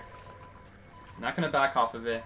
If we back off of it, it technically gives us more time to make a rescue. It's because I'm not forced to pop as early. But if I back off, it also lets her abnormal. So just avoid the blink here. He doesn't have blink, but he could technically trump card blink here. Go for it, you know, do something like that. Oh my god. What just happened? Did he just get... No. That was a flare gun. Wait, was that a flare gun? No, that was a thief. That was a thief flashlight. That's a thief flashlight animation, stun animation. Very similar to a flare gun stun, but... We'll see. She might actually end up going for me here, because if she has announcement, she'll be able to see my outline going for the gate, so I'm not going to go for that. I'm always thinking in the back of my head, if they have exactly this trait... Imagine she teleported to that gate. Imagine. No, she teleported on the, no one's pinging. Oh, no, he is. No, he did teleport it, but they're just doing it in their face anyway. Because I was like, it said she's kiting. It said Proud is kiting, and I'm like, wait, he's doing the gate. I guess, I don't know what that was. I'm going to make it out, though. First officer will make it out. Hopefully, Thief will make it out. Let's see, will Thief make it out? What is Thief doing? No, Annie has wanted order. Oh, Thief's actually at gate. He opened the gate himself. We're out. That explains a lot. I'm out. I was like thinking, what is he doing? Just standing there. I'm like, oh, we got the gate open. I didn't realize two people were just sitting there at the gate. So that the moment she went to chair 1, and that's surprising. I would think that she would be looking backwards and drop the moment she sees someone approaching, because that's a very open area. That's a very open area. The moment she sees anyone approach that gate, unless the gate was already open. But even then, even if it's already open, I think she could already approach it and stop him before he makes it out. I don't know what happened there. Deep playing with fire? Yeah, that's... I personally wouldn't have done that. I wouldn't have stayed in that kind of open area. Because it's very easy to just drop and dash with the full presence too. Maybe he's playing it risky because he thinks he'll survive with the flashlight. It's also very risky on his end though. Because if she dashes on him directly, you won't be able to stun before you get hit. As long as the dash is perfectly on top of him. But we'll see. I mean, he got out, so whatever. There could be a lot of different situations. Maybe he was hiding behind some random wall this whole time while she was being chased. And maybe when she got picked up, he was actually like right next to those two pallets next to the gate, just hiding behind a corner. It's crazy, I know, but technically he could have done that. That's the one way she wouldn't know.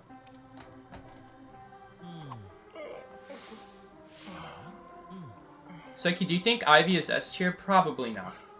I don't think her ability is consistent enough. To scare survivors, the ghost is pretty consistent at it, but if the ghost is not attached, it becomes very risky. So like once you get, in theory, with Ivy, you would be able to, here's what you would be able to do. You would be able to, you'd be able to chase a survivor, you put a coffin on them, not a coffin, you put a grave on them, you'd get that instant 20 from them trying to escape the grave.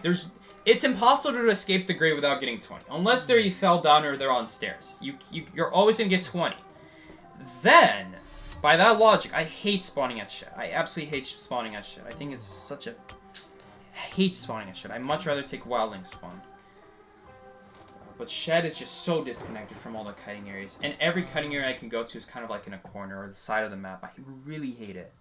Really hate shed spawn. The more I play, the more I realize, like, man, this is not a good spawn. There's a reason Arms Factory and Hospital Shed is good, and there's a reason Leo's Memory is not. Because Leo's Memory doesn't connect to anything good nearby. Is the biggest problem. On either side, no matter which side you're on of Shed. The window normally leads to very strong pout areas on both those maps. The window on this map leads to the middle of nowhere. So I'm always on the edge even just starting at Shed. I usually just don't even start at Shed anymore. It just leads to such bad results.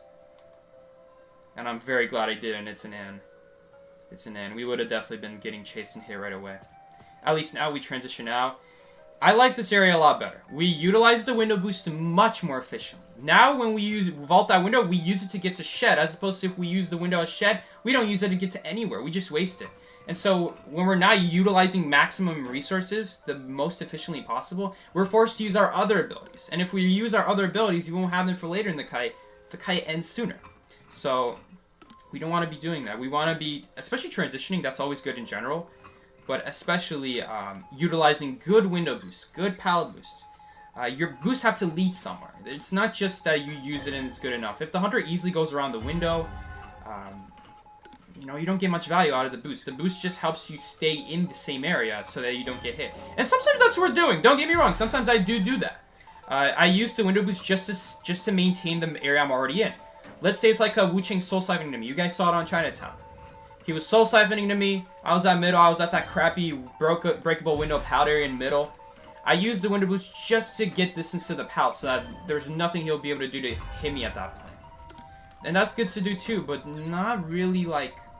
If you're trying to go for like a 3-cypher kite, that's not really a way to maintain 3 ciphers.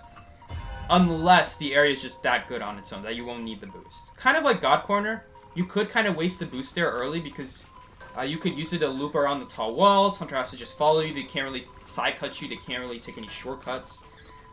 They can't cut you off as easily there. They just have to follow your tracks because there's tons of tall walls. And it makes it a lot better in that kind of area to just use it just in the same area. Because the area is self-sufficient. You'll be able to survive there even if you use your window boost not as efficiently as possible. But something like Shed, you need a boost to escape it, and the window is just not facing anything good.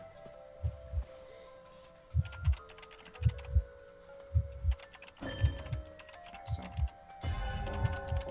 in-depth tutorial about why Leo's Memory Shed is not actually that great of a place to kite at. And that's not to say that it itself is bad. It's because everything after that you try to use is just not going to be good. Shed is positioned in a way where it's hard to get value out of it. You'll get value out of Shed specifically, but the way kiting works in this game is you can't just kite in the same spot forever. You have to learn how to use an area to escape the area, if that makes any sense. You have to learn and not just how to use it itself, but how are you going to use it to reach your next area. That's what it's all about. That's what it's all about with kiting. And the problem with Shed is that Shed, you'll use the pallet, there's nothing good after that. And that's the problem with Shed on Leo's Memory. But on Arms Factory, you vault the window, you get a boost, you go hospital. Sorry, you go middle. And then middle can get you to factory. On hospital, you use that window, you get to hospital. Even if you get hit along the way, that's still you make it into hospital. It's good. It's good. It's good at what it does. It's not just good at kiting there, it's also good at just getting out of there. But Leo's Memory is in a portion of the map that just doesn't make any sense to stay at. To transition out of. It's only good to use it in and of itself. It's not good afterwards. Anything around Shed is just garbage. Oh, did the chat break? What happened in the chat? There's no one chatting. Suki, how do you feel about Shed's... Okay, I don't think anyone was chatting. I think the chat just disappeared. No one is chatting because everyone is just like, what the heck is Psyche talking about? Okay, so that's one cipher. That's another cipher. You just need one more cipher. You finally saw my joke. I unironically actually went deep into talking about Shed without even reading that. I don't know. She swapped when the wildling got off his pig. We're gonna stay on the cipher for now.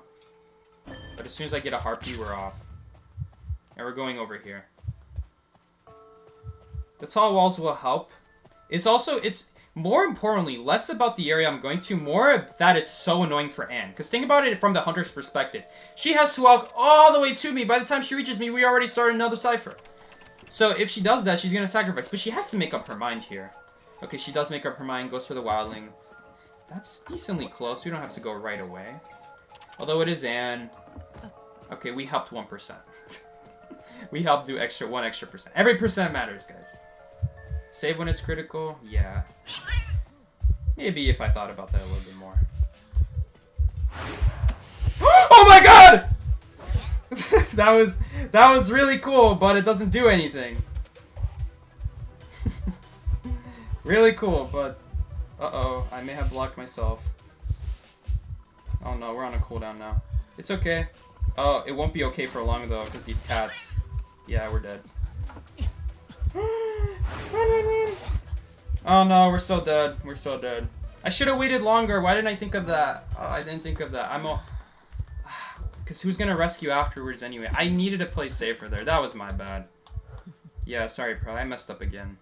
I'm thinking more about the survivor and not about the game itself. She should still pop that, though. I guess it doesn't really matter, does it? Yeah, it doesn't really matter. Oh, man. We should have tied this game. I just made a mistake. Oh, well.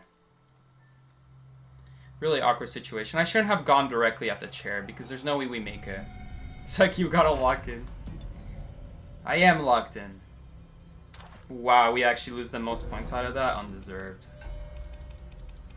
We lost -7. Seriously? I lost -7. World's most hype ball of all time. The ball was good, but the stun is too long. Maybe if the ball canceled my stun?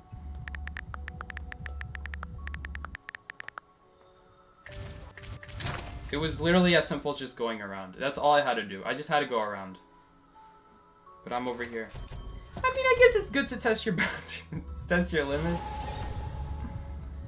Not really. We almost made it, though. We almost actually escaped that. But that's not something you should do. Psyche used to shed spawn as Ellie used to little girl. No, not at all. Shed is still a good place to transition to. Shed is still a good place to get along your kite. But I hate spawning at Shed. Because every time I spawn at Shed on Leo's memory, no matter if the kite is good or if the kite is bad, it always leads to such awkward situations. Always so awkward. Because I'll have a boost and the boost is just not good. Doesn't get me out of there. I'm left using garbage options all around me. That's how the kite goes wrong. Not because of Shed itself, but because everything after Shed. I really don't like Shed. And it's almost like something that people don't seem to realize yet. Something that people don't realize yet. That the Leo's Memory Shed spawn is not actually that good at kiting. Because it's a good place to start. It's not a good place to do the rest of your 70 seconds. Because you'll get a solid like 15-20 at Shed. You're not going to get anything solid after that. Can we get... My goodness, can this Acrobat stop spawning there?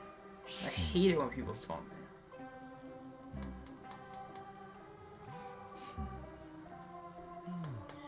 Like, why not spawn above me? Why not just spawn above me? It's a lot harder to block the Cypher. Thankfully, the Cypher's not going to get blocked. But it just makes Cypher transitioning so much better. But whatever.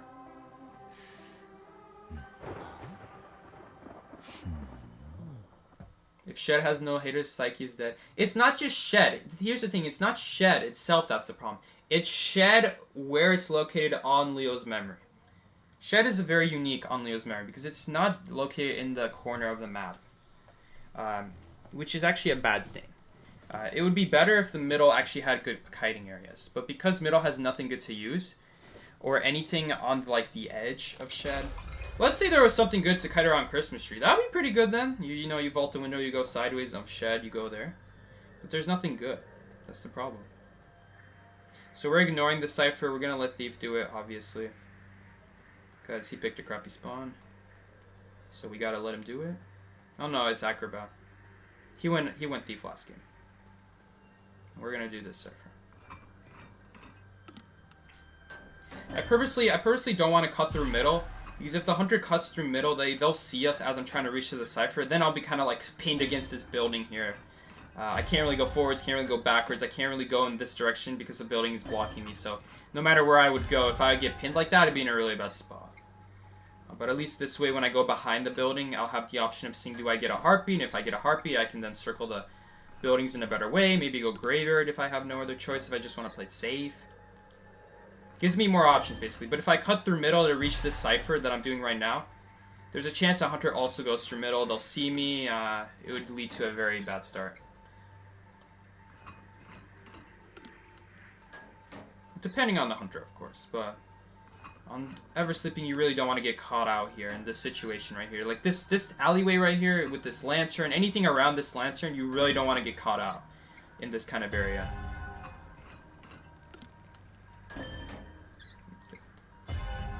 73, 76. I'm just thinking, if we get teleported on... That'd be rough. If we get teleported on, we'd have to vault this pal, which I didn't do.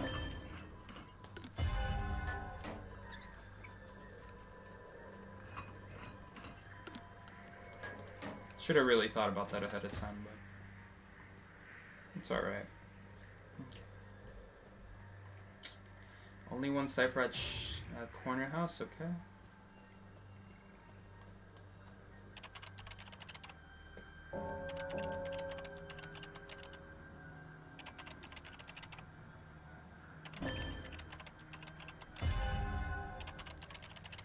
Alright, we do have a mercenary. Novelist did a pretty good kite. We have started our last cipher. That's already good. Acrobat isn't really communicating that though, so it's a little bit worried, but he is working on it. And I'm really the slowest decoder right now, so Acrobat will be able to finish the cipher before me. I don't need to code 10% slower technically. Mercenary is technically the slowest, but you know what I'm saying. Okay, with this Tide Turner, we don't need Novelist to rebound here. We don't need Mercenary to body block. If he body blocks, that's okay, as long as he doesn't get double hit. Just so we have someone who can do a second rescue here. We're going to have Mercenary do it again, as long as he doesn't get double hit here. And we really don't care if Novelist gets hit in Tide right away, because we'll be able to finish these ciphers no matter what. Let's say Novelist already got hit. Like, let's say he just got hit. Like, at the very start, he got farmed immediately off the chair. We'd be able to pop these ciphers. Right about now, he'd be getting chaired, and both ciphers would be almost done. So, that'd be really solid for us. Unfortunately, Mercenary body blocked very heavily. Good news is that Acrobat finished the cipher, so he'll just do the rescue. If anything, it might be better. Because Acrobat will get the Mud Bomb. But it's also not better because now Mercenary's going to be at half health now. He should have just gotten away, honestly. Then when we pop the cipher, he'll be at full health. Okay. Proud wasn't really paying attention to the cipher progress. I know I didn't say Cipher Prime, but I just keep... Every 7 seconds, I always say what progress we're on the cipher. So we were on the 90s. He has an extra chair. Maybe he just values the second chair that much that he rather spend a flywheel. Maybe.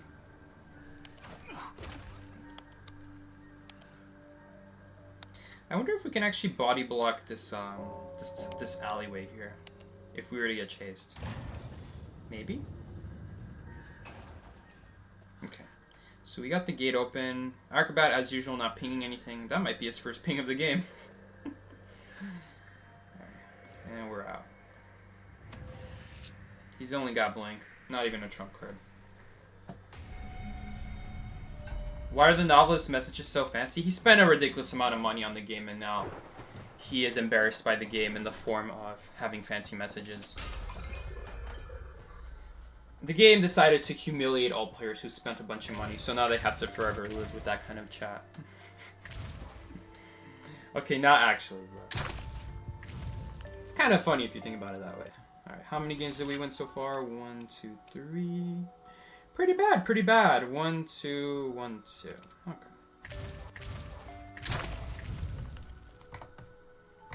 Pretty bad, what can I say? Definitely the first game we should have won that. I made a huge mistake. Early game I made a huge mistake. I made a huge mistake later on in that game too when we rebounded. Do you think Perfumer is good? Not anymore. She used to be good back when the newest Hunter was Sculptor. Even against Sculptor, she was pretty solid. Just because if you go out in the open, the statues are useless. You could go up to... You could anytime. Anytime you have any Hunter who like be double hit or get extra damage, all you would do is you'd walk into the pallet, you'd bait them to use the ability, then you go out in the open, use a different pallet. Maybe if it's like Sculptor specifically, the ability would eventually disappear, like the statue would eventually break itself, so then you'd be able to walk right through the pallet again. But the reason Perfumer's not good anymore is because the whole strategy of Perfumer is that every time the Hunter uses their ability, you use your ability. Then, while the Hunter's on cooldown, that's when you get your next Perfume, and then you start to cycle all over again. You know, your Perfume cooldown comes back, they get their Hunter ability later, and then you just keep doing the same thing over and over and over. And that makes Perfumer good. But Perfumer's not good anymore because Hunters have too many stacks of abilities. You got Clerk, who you can use a Perfume to stall for 5 seconds, but what about the other 4 seconds of the recording? What about every recording after that first one? What about any recordings she's holding in her inventory, like Pallet Break, Window Vault? Your Perfumes will save you for that, for just a single pickup, or like, let's say the Hunter's vaulting a window in front of you, they put a recording to stop you. That's good too. That's good too. You can Perfume and then go around and use a different palette. But the moment she records you, your Perfume won't last long enough.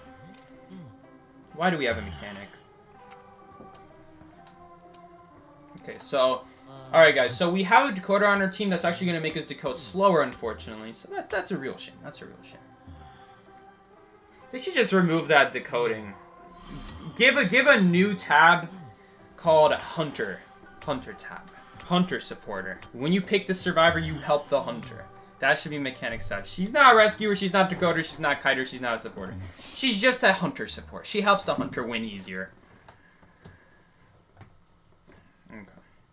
Literally decodes the cipher slower. Robot is so ridiculously fragile, so little durability on him, that the moment he goes down one time, he'll never be able to finish a cipher on his own after that. You literally have... Mechanic Doll might be genuinely the worst item in the game. Even as Mechanic, who gets 33% longer dolls. It's really not worth chasing Mechanic. The moment... If you find Mechanic and you find her doll before Mechanic, you knock down the doll, you never chase Mechanic again. Because from that point on, now she has nothing to decode with. At least before, when the doll would at least... keep its energy when you get off of it on a cipher, it would keep its energy back then. At least it would still finish a couple ciphers on its own, if you maintain your energy well. But now there's no way. There's no way to maintain it now. There's no skill involved with it. Hunter actually went AFK. This is our second AFK Hunter today. We already had an AFK clone today.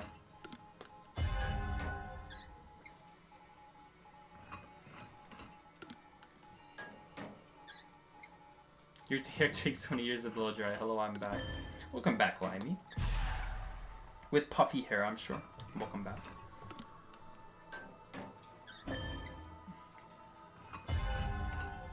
I wonder if we can, block this off. No, I don't think we're gonna block this off, but we can block this off. Oh, we can also block that off. You know, this is so suspicious. This looks like there used to be a pallet here at one point.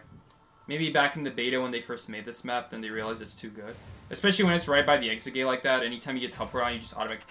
Man, that would be so good if that pallet was right there. Imagine all those times you have to run to the window, now you're in a window game. It just... Cancel out with just dropping a pallet right in the Hunter's face. That would be so good. You could even drop it ahead of time, get a pallet boost out of it, go straight to Graveyard. And then while the Hunter's busy breaking it. Because if they don't break it, you just go back and use it. So you can honestly, oh man, if there's a power right there, you could just drop it ahead of time. When you get teleport on, you vault it, you get a speed boost. That way you'd be able to actually reach Graveyard then. As opposed to just dropping it, you wouldn't be able to make it.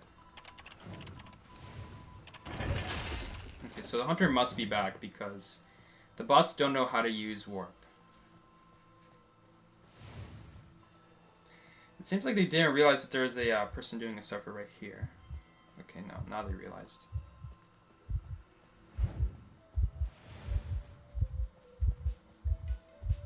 Oh, no, they're just using their ability. Are they giving free wins? I don't know what's going on, but they're definitely still here. They might just be giving free wins.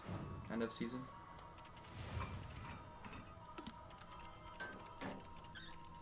Does this mechanic not check for calibrations? Why is the cipher still not done? This was her first cipher. I don't really know what's going on. I mean, this could be like a whole nother reason why whenever I see mechanic, maybe people just aren't good at checking the calibrations on the bot. Maybe that too. I see you. Go do the gates. Why are you being so passive? Walk up. Walk in my face. Take the. She's not on it anymore, but come on. All right, let's just get out of here. It really doesn't matter. That is the honest truth. Adaptability. Whew. We just got magnet pulled back to our ball. This guy's our friend apparently. I don't know who on my friends list this is, but okay, let's get out of here. Let's get out of here. He's like trying to farm. He's trying to farm best deduction, probably.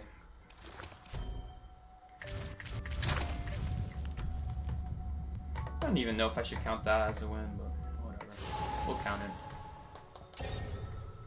We probably would have lost had she played for real. Knowing mechanic, knowing Anne. Yeah. She's got a lot of debuffs.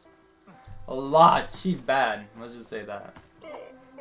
And the funny part is they thought making her vault 50% faster was going to fix her. They could give her forward vault speed and I wouldn't care. She'd still be garbage. Absolute garbage. It's funny that they thought that was going to fix mechanic. Devs are so dumb. It almost feels like they just gave her a buff just to shut people up who were asking for mechanic to come back into the meta. Like, yep, we buffed it. You can't complain now. Oh, we just buffed mechanic. You know, we're just testing. We're waiting to see how she does. They're going to wait for the next 2 years and call that their excuse. That, whoa, we just buffed her. We need to see how she does in the meta.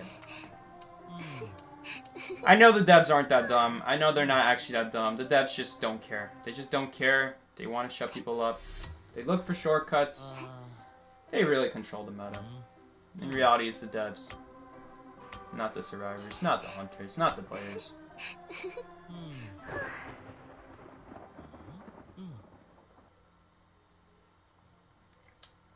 Alright. Anyway, let's see if the hunter chases us. I always like it when the hunter chases us in this position because I have a pretty easy time making it into hospital with this spawn. The only thing I hate about this spawn is that if it spawns you right behind the wall next to the 2 pallets, you're not going to make it anymore. Please don't do that. Whew! We spawned barely outside the edge of the wall. Because the wall had actually blocked me from taking a straight line to hospital. Now we just take a straight line to hospital. If it's Percy, though, we still wouldn't make it. Okay, not going for me. It's some tall hunter. Who is that? That's a geisha. I recognize that flowing hair. That's a geisha.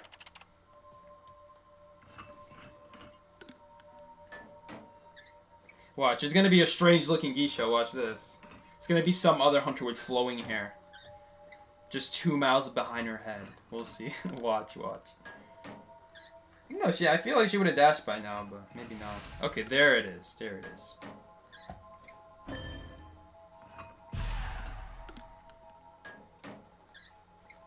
Alright. 32%. So she was actually just waiting at that wall to dash over. A little bit of a mistake then from Proud. A little bit of an oversight to sit at that window then. I guess he couldn't have known the hunter though, right? He goes to the window, he sees what hunter it is. The moment he sees his geisha, it's kind of too late. He's kind of trapped there now.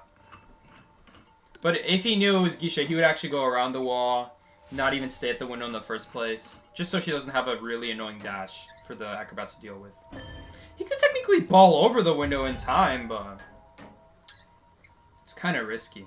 It's a little bit risky. Probably possible, though. Especially if you, like, charge the ball up. If you charge the ball up, you get some insane initial, like, boost of speed when you release the ball. So if you just look at her, see when she's about to dash. Maybe. Just maybe. No, we're not going to save him. I really hope we can finish the cipher. Okay, I really just put that down just as a safety measure so that I have something to boost off of in case she dashes, but we're not gonna get the Cypher done still. Really unfortunate. I really would rather not use these pallets here. I really want to save them for the acrobat.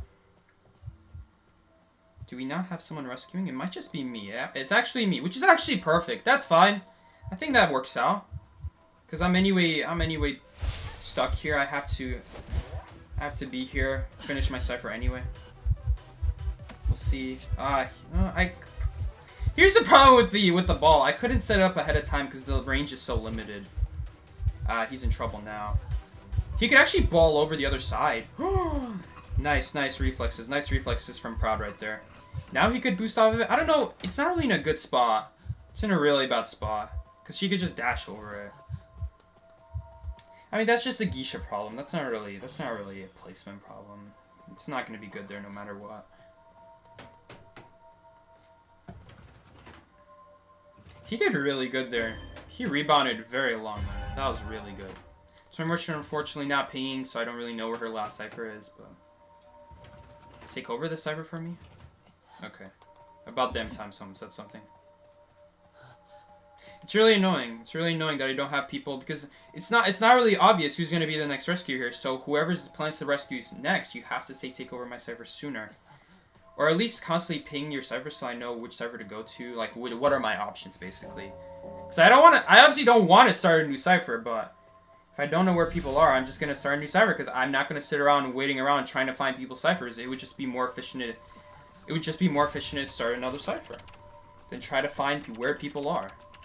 Hopefully he'll nail this. If he nails this, we win, usually. If he doesn't, focus on the coding. That was a little bit too late.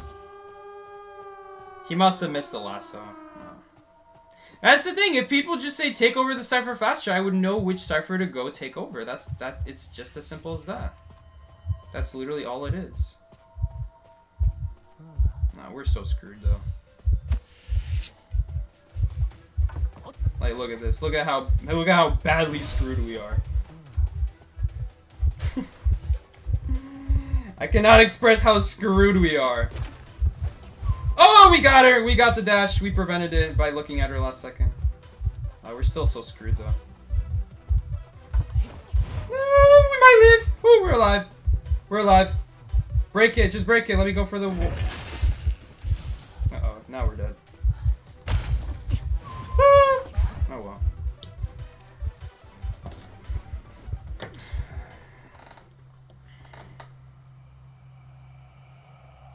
At least we didn't die right away, so we made sure no teleport could happen on the exit gate. So at least we secured a tie, but really should have been a win.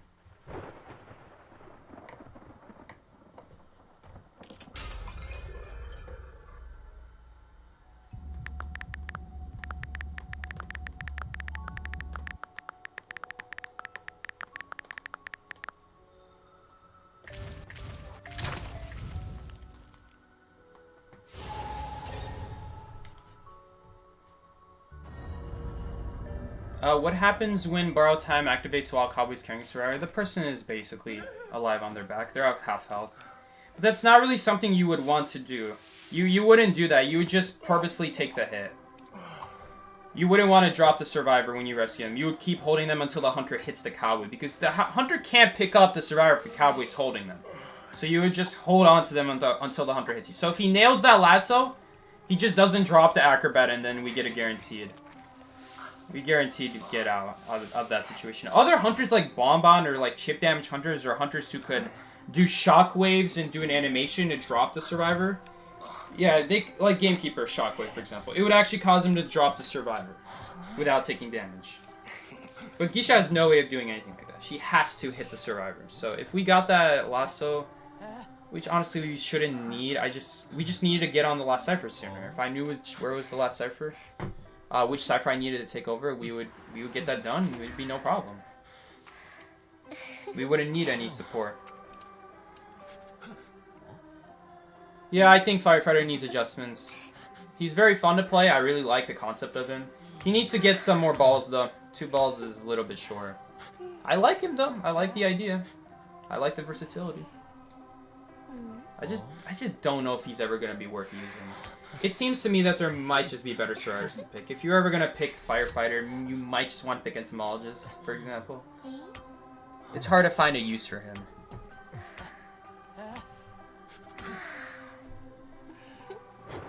You're late? No worries, Tofu. We still got some stream left. He was pinging it off of cooldowns like 3 times? Oh, I'm sorry. I didn't see. I'm sorry. Okay, now I look dumb. Okay, but was he pinging the Cypher or was he pinging to take over the Cypher? Because those are 2 different things. I still need to know which Cypher to take over. So I don't actually know who's gonna do the rescue. It might be the Kawaii, it might be the Toy Merchant.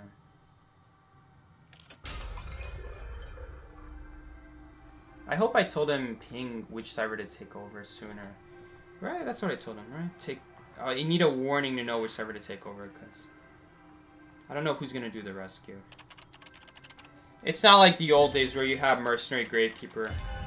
And if the Gravekeeper is not pinging to take over his Cypher, you know to take over it because he's obviously going to rescue next. But nowadays that there's only one tide turn, it's not really clear who's going to do the second rescue. And it makes it really awkward. You were testing a new survivor at the time you can see on the live. Okay, so you were pinging take over my machine. Were you pinging take over my machine sooner? Someone here said you did. I'm sorry, I didn't notice. That's just streaming the game.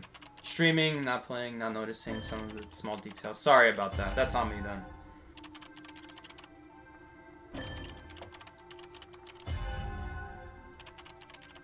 Playing around with the new survivor. You've never seen anyone spell psyche like that. Yeah, that's a first. That's definitely a first. We should have won that game. I'm sorry, Legion. My bad. Don't worry.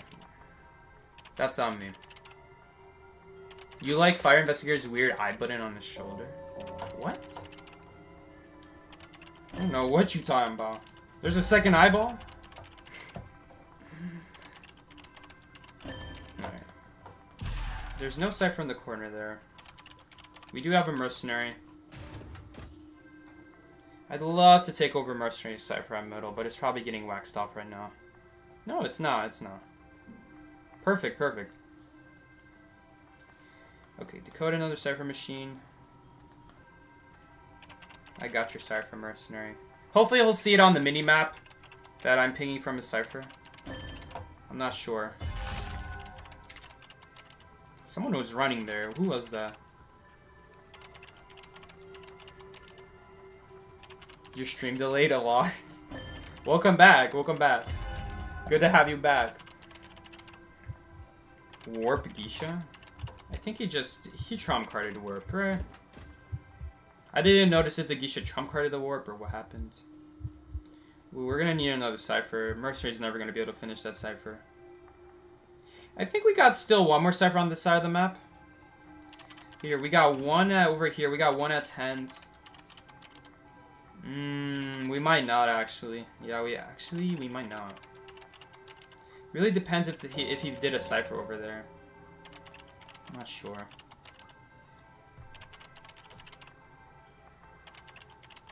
Trauma card. Sounded like you said trauma card. 58%. Mercenary got hit at some point. I don't know when. We're really spending a lot on keeping this perfumer alive. We can't block this, can we? It was a good attempt. It was a good attempt, but I don't think you can block it anyway. At least we would push the hunter away, but I couldn't even get that right. Was there any way to... Oh, we could have done that. Well, then the hunter would just be able to walk through this pallet, though. We'd have to pre-drop the pallets. Which, against Waxer, is not really a good idea. He'll just block off the pallets. If we can finish this Cypher, we're not going to finish the Cypher. Cypher's just going to stay at... I shouldn't ping that. It's not actually primed. I hate when people ping that, because then it's... Let's see, what do you do? Are you going to break the pallet, or what are you going to do? Okay, that's about what I was expecting. Expecting him to break the pallet. and then go around. Okay, I wasn't expecting him to go all the way around, but alright. Dang, that's a shame, because those two wind pals are really good. That they they are what make this whole side of the map good. So it kind of sucks to see both of them go. Legend isn't here. We gotta take over this cipher. We gotta take it over. Dang, even the garbage pallet is gone here? Dang, who hurt this wax artist? Which side of the tent you coming from? Okay, neither? Neither? He's going for a different cipher entirely. Oh, he's going for that cipher that's at, like, sitting at 90. Dang, he's committing hard to that cipher. Okay, that looks like a painting stun. I don't know what world he'd randomly get 25. Maybe he used a wax bomb? Maybe. Maybe. Okay, so we do have... Hold up, was that one cipher or two ciphers? We only have one cipher on this side, yeah. Okay, the good news is that... Okay, I can't play risky, though. I can't go for that. We can't go for this. We have to make sure that we're not going to get hit. We need someone to rescue. That is our priority. We need to make sure that we have a healthy person. 93, 95. If we can, like, prime it, we'll be good. Alright, it's primed. Not if we don't block it, though. Okay, that, we can't decode that. Cypher is prime, but I can't pop it. Mercer's gonna get put on chair.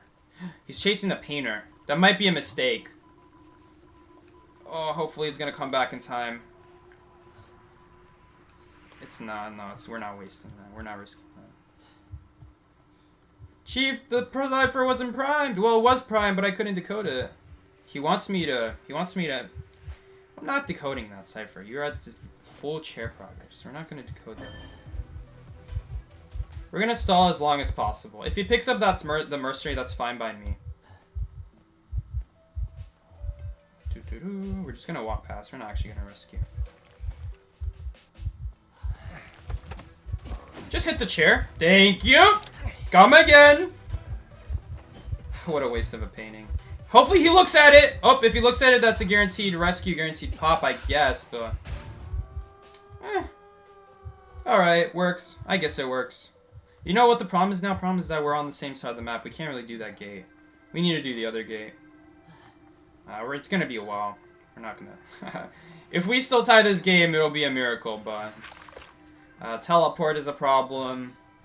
Not to mention that this is his last chair. I'm pretty sure he could just straight up walk to this gate and beat us to it. We're not gonna be able to do anything here. Okay, so I see what he's doing. I like this idea. Okay. We're not gonna be able to do it though.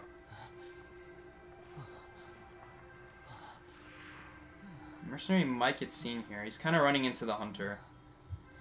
It's a curious case. Who is he gonna go after? Okay, it's gonna be maybe the mercenary. Still gotta be careful though. Okay. It's gonna be on the mercenary. Kind of an odd route to take. You are making it easier for the hunter to catch up to you by doing that.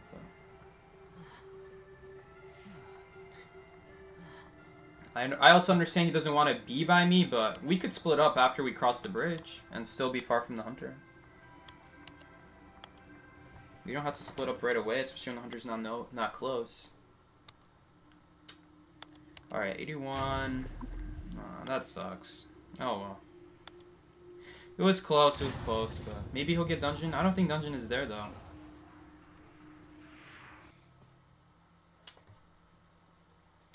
Oh well. So what does he do again? He drops these two balls on the ground. He has two of them. He could block off entrances with it, and he could bounce off of it for like an elbow pad. But the hunter can destroy them by charge attacking it. He only gets two, and that's it. That's the only thing he gets. Besides that, what's his name? Besides that, the firefighter guy, he decodes 10% slower, and he vaults 10% faster than other survivors. But besides his ability, that's all he has. He doesn't have any special chair stuff. He doesn't have any special rescue properties.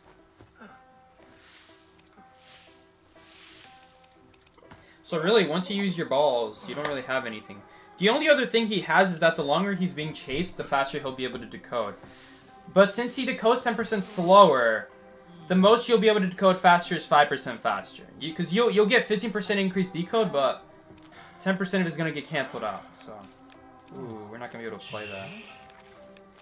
I'm not playing that. Oh, he actually let me. Oh no, but he's playing Puppeteer. Oh, okay, at least he's not. You don't think he deserves a Draconian debuff? Same here. Same here. Either give him more balls or do something. You asked the mercenary?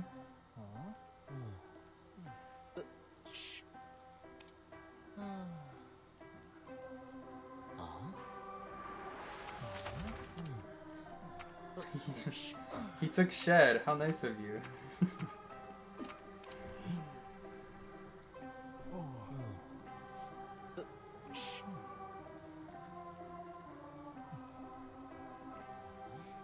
Give him more balls. Just give him more balls. It's simple as that. Wow, we first barmaid? I know. I'm shaking in my boots.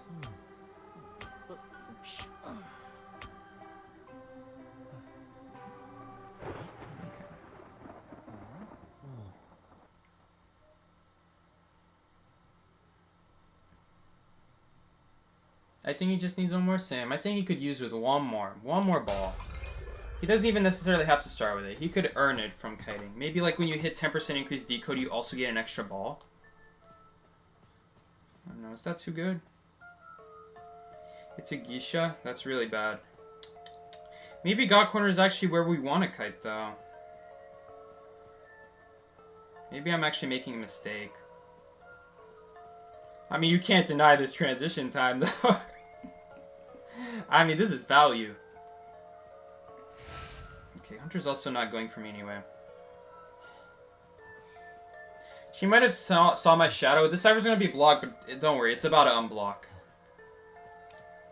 So it'll unblock right now. Open up. Okay, it's supposed to end 40 seconds, but it actually lasts 42 seconds, so... I don't know if the devs are ever gonna patch that the cypher block lasts 42 seconds instead of 40. It used to last 38 for some reason. It used to only last 38 seconds, now it lasts 42 seconds. I don't know what they did. How are they getting this number wrong, but... it's not actually 40 seconds long, it's actually 42 seconds long. Here's the thing, I'm pretty sure it used to open up faster. It used to only take 38 seconds a long time ago when it first came out, this trait to block ciphers.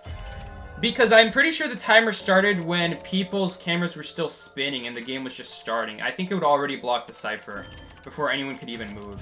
So then the 2 seconds would get wasted. But now it has an extra 2 seconds. I don't even know how that happened. But no, that doesn't make sense though. Because even way before, I remember when the game started, the game doesn't have the cipher blocked. It only blocks once everyone can move. So I don't know what's going on here. Why is this so difficult to patch? But yeah, fun fact for you, it blocks for 42 seconds, it's not 40. And you can actually check because the surrender timer will show you. The surrender timer starts at 240 seconds.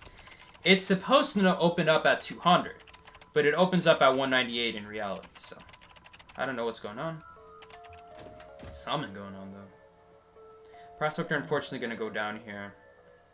Batter's gonna take a hit unfortunately as well. Hopefully that barmaid could give him a drink. It's always nice to give a drink to support characters. It really does matter. The time really does matter for a character like that. Definitely gonna take Batter Cypher next. Drop down hit, still boil my blood. Those should be removed.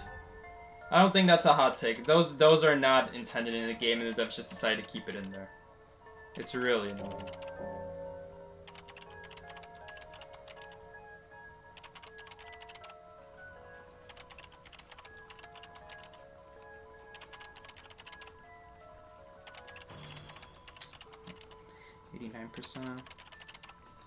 I mean, he's rebounding really well, but I don't know if we're going to have a last cipher in time. By the time he goes down, I'm estimating he's going to go down when I reach this cipher. Oh, we could do Shed. Actually, Shed might be a better idea because I know for a fact he didn't transition off the cipher immediately. So there should be some decoding here. Maybe like 10%? 10% would be really nice here. 10%? 8%? Okay. Okay, I think that's still a gain. I think that's still a gain than starting a 0% cipher. My goodness, he's getting a lot of Palestins though. 29%. Dang, the batter healed up really fast. Took a hit real quickly too, though. Do we have another drink for him? Or do we already use both? I wasn't keeping track. I think she should still have one more. Okay. 63. He definitely rebounded way more than enough. This is easily going to be able to... Okay, we have a slight problem. We have a slight problem. We have a very slight problem. Please! Man, I hate the ball for so many reasons. I hate the ball. That should not glitch through. I'd be really mad if it did, though. Please just dash. She actually did dash. Dude, here's like the problem, though. If I leave... Yes! Got her again. Okay, now... That's so annoying. That's not what I wanted to do. We missed the palette. This is like a palette I don't have memorized. I don't memorize this palette. Gosh, that ball is so bad. That ball is so bad. I am definitely not balling. We are definitely not balling. Here's the thing, though. If I block it out fully, then I won't be able to pass through it. Oh, that was such a bad kite. That was such a bad kite on so many levels. Okay, let's get out of here. Let's get out of here. Let's heal up to be safe. Always better to be safe than sorry. She's not chasing anyone. She's scared of the Cypher. We are not balling. That was really bad. That was really bad. Listen. That first ball, I had a good idea with the first ball, but because of the delay, you can't actually push off of it immediately. It actually pushes you instead, which is so annoying. So annoying, but whatever. The second one is just like a hitbox thing. It's like, oopsie, I didn't think I was close enough. Sorry, I didn't think I was too close, but I was too close. Hopefully she'll go after me. Anyone but the Cypher was cool here. Did she just teleport 5 meters? No, she teleported to the other Cypher. That was not a good play. Yo, please tell me you left this ball here. Okay, what about this one? We are definitely not balling, boys. We have nothing. We got absolutely nothing. Granted, those balls should have been way better. And granted, I should have died, if I'm being honest. So we don't have anything to worry about. There's no teleport. There's nothing. There's absolutely nothing that Geisha can do anymore. I got bailed out hard. Guys, I'm not going to lie. I got bailed out hard by the Geisha dash is not working. I'm sorry, guys. But this is why to this day I'm always going to call Geisha a glitchy hunter. I don't care what kind of tactics you brew up about Geisha. It's a glitchy hunter. Even when you do it perfectly right, it still just won't work on your favor all the time. Sometimes you'll get screwed over for absolutely no reason. Like there was a time there where she dashed to the butterfly. I don't know why. I don't know why. Maybe I looked at her. Maybe the game thought I looked at her because technically you don't have to press the button to look at her. Just looking at her in her direction will actually prevent the dash too. So it could have been that. It could have been that she looked away from the butterfly when she started dashing. But no, she should be able to see it all the way. I don't know what happened there. The second one at the window, that one we blocked. But the first one, I don't know what happened. Of course, I'm trying to block it, but I didn't expect to block it. I was expecting it to go through. But I guess I looked at her right as she started her dash.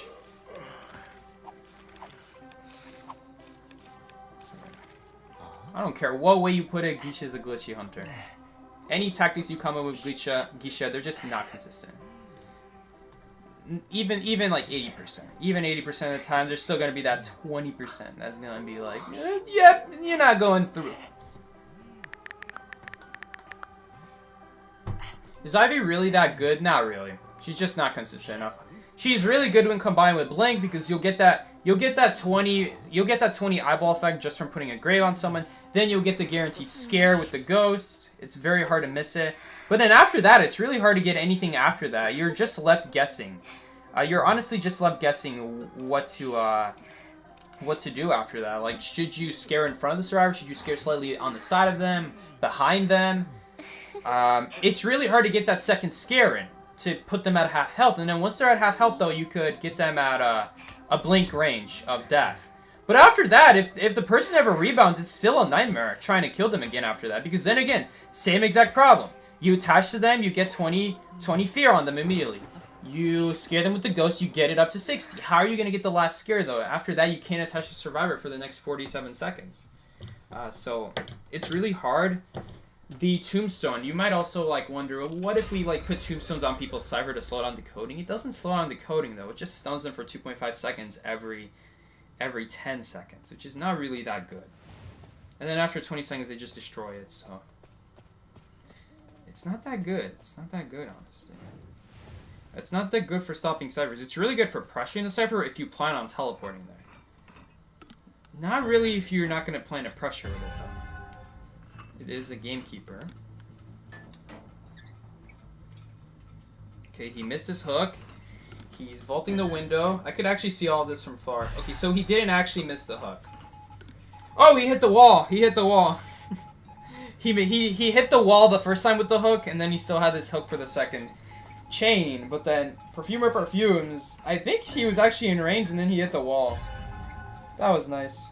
Or, oh, maybe the perfume buff actually saved her from getting hit there. Maybe that too. The idea with perfumers, you want to perfume the hook hit. You don't want to perfume the basic hit. Because then what's going to happen is that if you wait for the hook to happen and then you perfume, then he's going to put a trap on your perfume, then hit you, and then if you perfume back, you get put into the trap, so it won't matter. You have to perfume the hook. And look, now Perfumer is still good. Even at half health, Perfumer is still good against Gamekeeper, because if you get hooked, you just go back to your old spot that you originally got hooked in. So it's really solid. It's really solid. If you're ever like at a pallet and you're not really sure if you should drop it or not, and he's like standing there on the other side with his hook out ready to hook you, you could just perfume and drop the pallet, and then he hooks you on the other side. You just perfume back on the other side.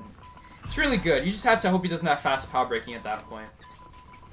Otherwise he's gonna deal with it real quickly and catch up really quickly. But yeah, there's ways around it. Good flywheel. Good flywheel from the forward, considering that he missed his football. Such a shame that he used that pallet, though. That's really bad. I'm just passing by. If we can get a bit of that cipher done, that'd be nice. But if not, that's okay. We got another cipher en route here. Not a big deal. Although technically, I'm not gonna lie, I should have gone straight to factory instead of trying to go to middle. But... okay, no Terror Shock. Okay. He didn't even get a hook hit on the forward. That's nice. Because if he got a hook hit on the forward, at least the next time he gets hooked, it's an immediate death. But if he dodges the hook, then it's really just a hook plus basic, and he'll still be alive with a sliver of health left. So that's nice. That's nice. We're still behind on decode, and we're behind majorly. I guess we still have the cipher on middle, which is nice, but... okay, what are we working with? We're working with a mechanic here. Hopefully the mechanic has like another cipher done. Mechanic's really good at getting 2 ciphers done. I'll give her that. She's not really good at anything after that. But maybe she'll get 2 ciphers done here. Because she finished 1 cipher. I also finished 1 cipher.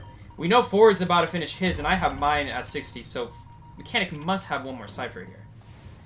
We're definitely going to try to go for this rescue. Hopefully no Terror Shock happens. I'd be really annoyed.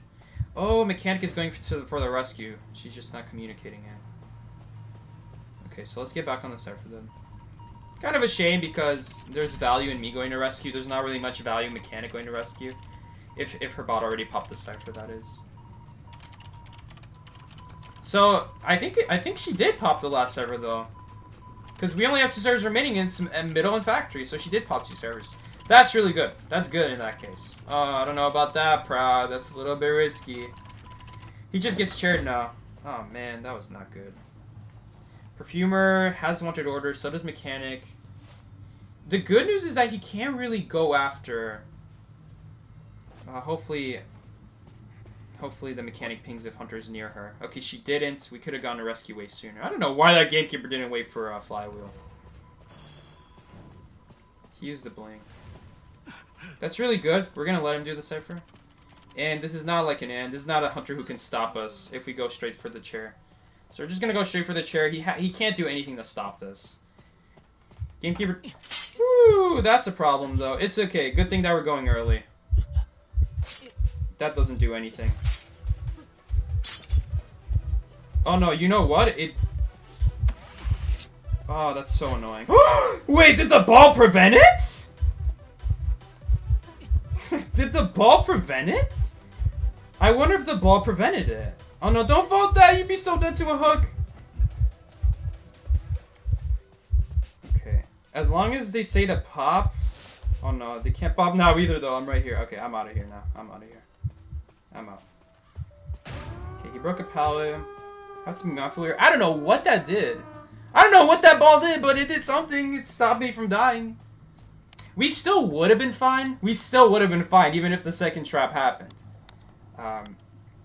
Because we came soon enough. Okay, that's a big problem. We're out of here. Please, please, please, please, please don't be in range. Please don't be in range. Whew. Should I just go to the other gate at this point? I'm gonna leave this ball here. We're not gonna... We can't waste time removing this ball. I think we can open it in time. Oh no, I'm making a big risk here. We'll see.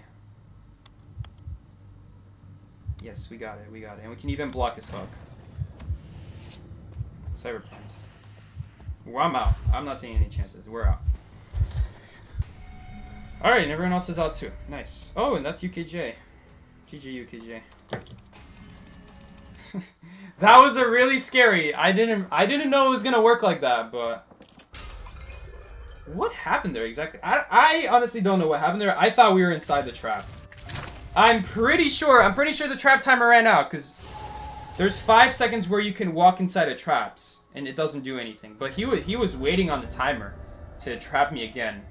The good news is that it doesn't really stop me. I came soon enough to the chair that 8 seconds on the trap, another 8 seconds on the next trap. That's 16 seconds. We still have 14 seconds to rescue the mechanic. So we would still easily reach the chair in time, but then we'd be kind of knocking on the door of Terror Shock Hook and stuff like that. So I'll take what happened much rather. I'll much rather take whatever happened over that happening.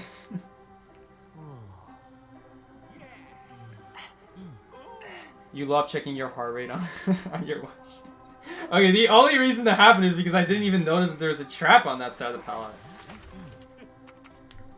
That's the only reason that happened. Alright, we got a mind's eye. It's actually okay on Hospital. It's not okay if a teleport happens on like her second cipher. But hopefully, ideally, by then, we'll be far enough ahead on Decode that it doesn't matter if Dondra switches targets at that point. As long as she doesn't go down instantly, right, guys? Right?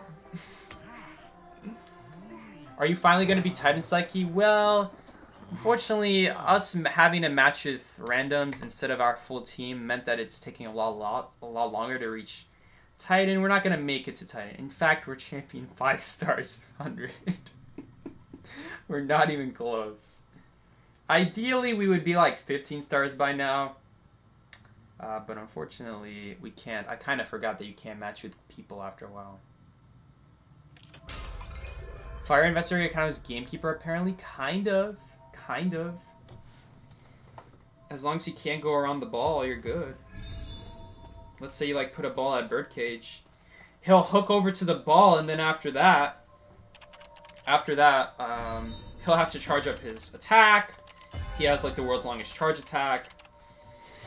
And then his hook is probably going to be almost out of time at that point. He could use it if he wants, but it's not going to do anything for him. Unless he's out full presence, in which case he'll keep the hook at least. Man, if this was like a... Oh, well, I guess he's after Mind's Eye. Yeah, I guess it's where it's still going after the Mind's Eye, but I feel like a typical hunter would see that someone's doing 3 pallet here and just go after someone at 3 pallet. I would think that that's a better idea, right? We can actually help her go back to Birdcage, so we'll leave that there. It doesn't really block, though. Maybe I should have considered also blocking it, though.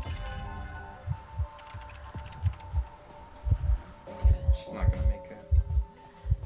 The ball, I wasn't really aiming for blocking, though. I was aiming for her to use it and get to Birdcage and bounce off of it. That's really what the ball was for. It wasn't really to block. It was just to help her get to Birdcage.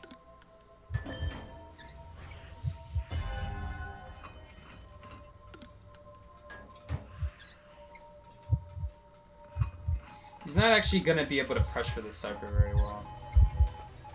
Any suck he'll try to do, we just get behind this wall. Even the Cypher, I think, will protect us. Although I'm not going to take that chance. We're just going to get behind the wall. Sometimes the game, like, slides you a little bit, so... Okay, I'd really like a rescue here to happen, though, because me decoding the Cypher assumes that someone's going to rescue here. If no one rescues, I'm just an easy target afterwards. Okay, he is going to rescue. Whew. Especially because we got 2 Cyphers here on top of that. It's definitely in our best interest to try to get a rescue here. But she's got nowhere to go. It's so sad. We gotta get out of here. We gotta dip. Oh no, forward is still protecting. I'm honestly kind of surprised because there's nothing there to protect himself with. We'll see what happens here.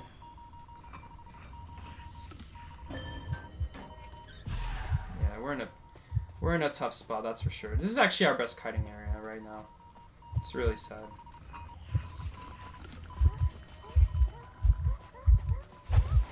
Please make it. Whew! We barely made it.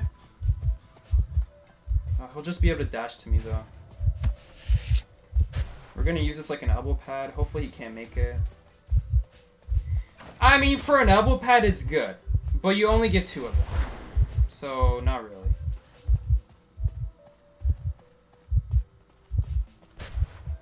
Sometimes the physics on it makes no sense, too. It's really frustrating. Somehow I find myself back in this exact same area. Oh no, we're not going to be able to make it. Oh, he used a jump instead of a dash. We might make it now. Please! Come on, game physics! We actually made it. That's crazy. Wow, that is a high value ball. What, they were healing that whole time instead of decoding? Dude, thank God I didn't take a hit. Otherwise, we'd be dead. Why is he using that? That's the wrong wind. He should be using the slow wind. Because then it would actually... It would save him from using that ability. If he used the slow wind, I wouldn't have made the pallet. He made a huge mistake there to use that ability first. Okay. I'm not gonna lie, I actually clicked to vault back and... I'm gonna be honest, I clicked to vault backwards and the wind actually prevented me from vaulting backwards. He doesn't have confined space, so we're using that to our advantage, but we're not gonna make it out at that point. I hope basement's not going to be a problem, but we really needed this place to kite. Maybe there was like an opportunity to leave. Maybe that I didn't see. I don't know if the heal was really that necessary. I guess it's good to be safe, but that's a little bit too safe. Especially like an embalmer. I probably would not have healed the embalmer. Was the embalmer injured? No, embalmer wasn't injured. They just healed the forward. Okay, fair enough. Everyone is using my ball. That ball is getting so much value. So yeah, he's not going to make it before half, but he'll make it, I think, right? It's a good thing we have the Cypher Prime. That's the only reason. Oh, he actually genuinely might not make it. Okay, thank God he had all that football. Okay, before half, too. Nice, he's helping us. Thank you. You're annoying. Okay, we're going to go around. Just so the... We're out. We're leaving. I pray to God that he doesn't have more dashes. One more dash and we're dead here. Okay, whew! I guess he didn't have another one because he didn't go for me.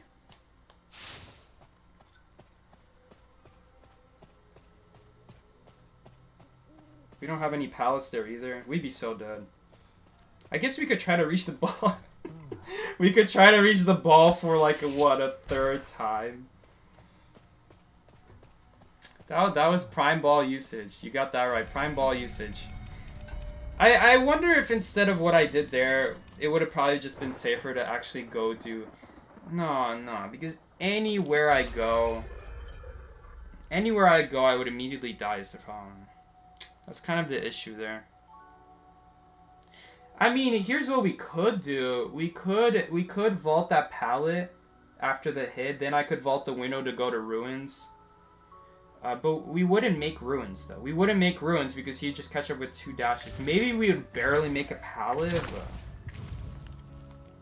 The kite would end a lot sooner in that case. And I figured that it's more important that we have the what's it called? The decode time rather than the dungeon, than the basement. I figured we would be fine. Forward has a lot of ability left, right? Hopefully. I actually didn't know that for sure, but judging off how early he had to stop supporting.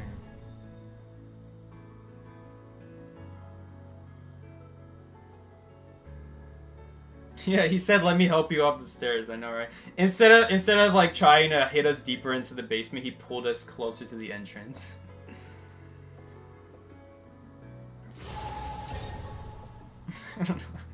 Was Firefighter good there? Firefighter was good there. I just kept getting really bad ball angles. I needed to be more on the side. There's like a certain point where it's like once you go too much on the side, it's like you're gonna get hit. So I don't know. I figured it's better to just try to go for it at all. Just get something, right?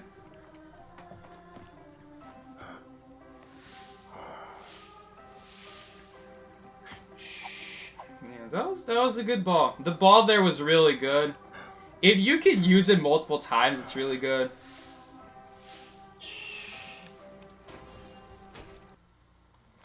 Otherwise. I mean, if you think about it, we basically started that game with one ball, and we made that much value out of one ball, so. It's so hard to say. How good is he? It's so hard to say. On paper, it's 2 elbow pads. In reality, it could turn into more. And if the hunter chooses to break it, it actually slows them down a lot. I don't know. It's a tough call. It seems like there's a lot of good times for it, though. I don't think that there's been a lack of any time of me not being able to get a good ball use. I think every time we've had a good ball use. The only time we haven't had like good ball use is when someone like deflates the ball instead of using it. So nothing I'm gonna be able to do about that.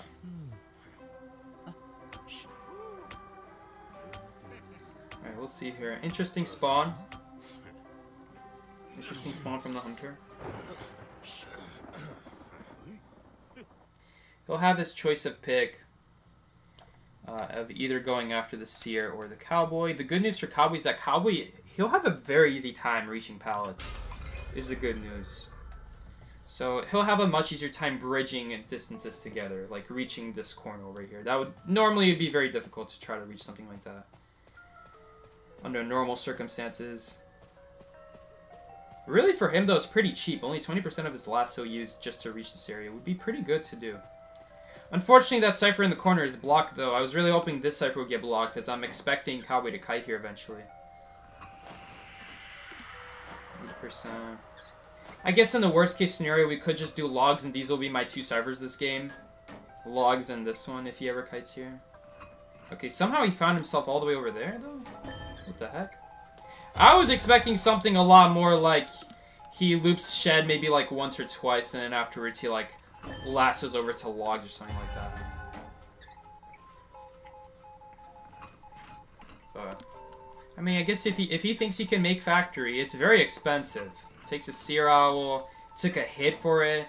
It's all gonna be for nothing most likely too. He's probably gonna get blinked here inside of the best kiting area on the map, so that's why it's not really worth taking hits to reach kiting areas. Unless you're psychologist. Because then you still don't die to blink after the first hit.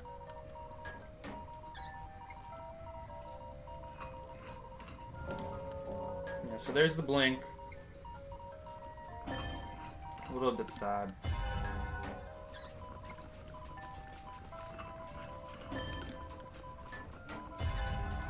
%, 90, 85, 90%. 95%. He has 2 more lassos left. He can do 2 more lassos on pallets.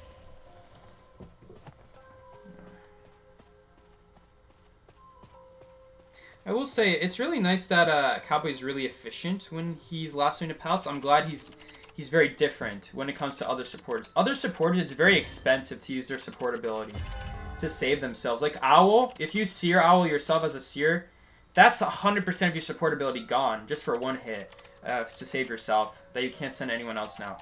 Batter, you use one of your balls, you use it on Kite, it's probably getting crushed instantly. That's 33% of your ability. I like that Cowboy.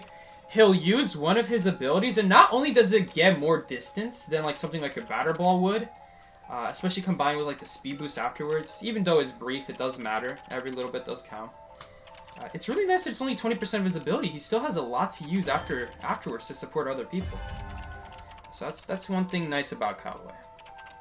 Is that it's very cheap for him to save himself. Not just save himself, not just keep himself alive, but he gets himself to the next kiting area. That's the most important thing. And a lot of supporters, they have, not only is it expensive to save themselves, but their ability doesn't necessarily do that.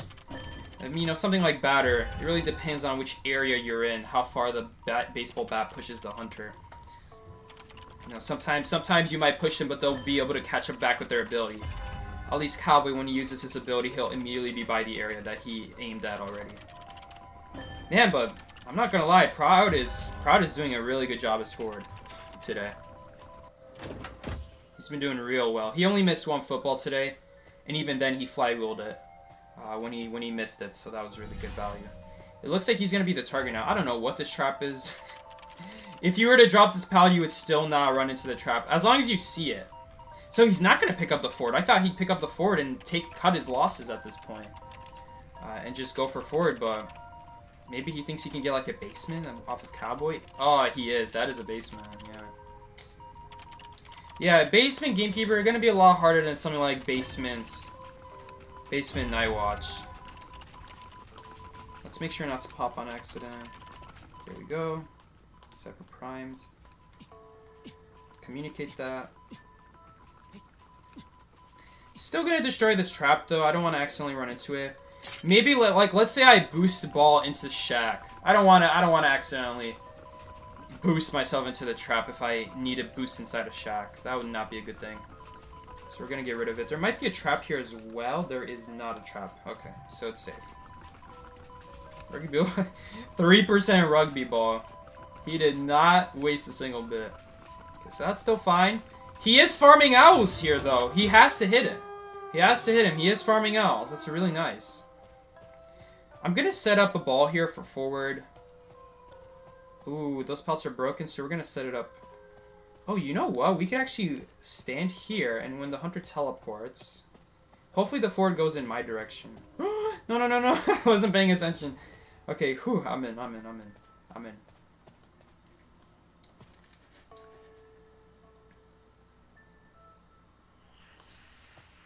Hunter's here. We're just leaving. I'm not gonna get hooked out.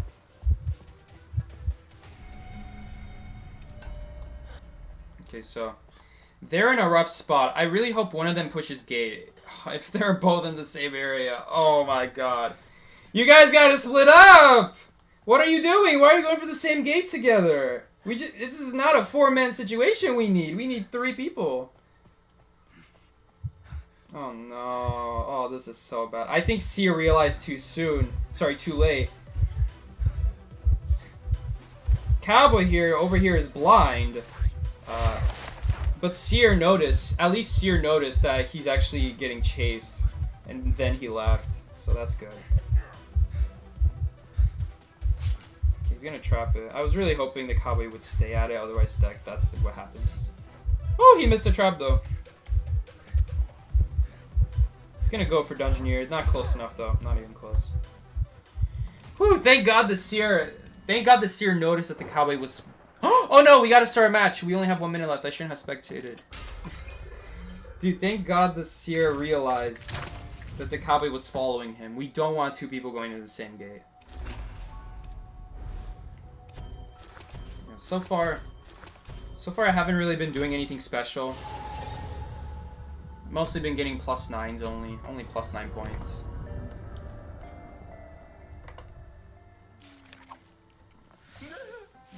Real quick, let's update the score. 1, 2, 3, 4, 5, 6. Alright, not bad for a survivor. Oh, 7! Not bad for a survivor that I'm not familiar with. Not bad. We'll take it. We definitely want to ban something good here, though. Whew. So we actually won 7 games. That's insane.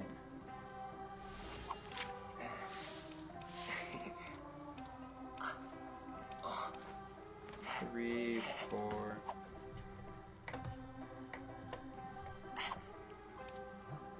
1, 2, 3. Okay, 3 losses. Wait a minute, was this still... Oh no, this was yesterday. Oh no, that's today. 1, 1, 2, 3.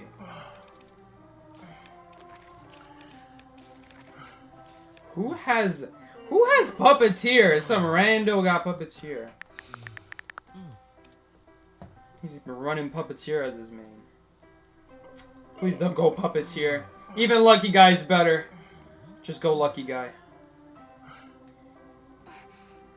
Okay, that's, I think, a little bit better. I think. Probably. Does she want... What area does she want? Let's see. Pick... There we go. You haven't matched that fast in 80 years yet. Good thing we got that instant matchmaking.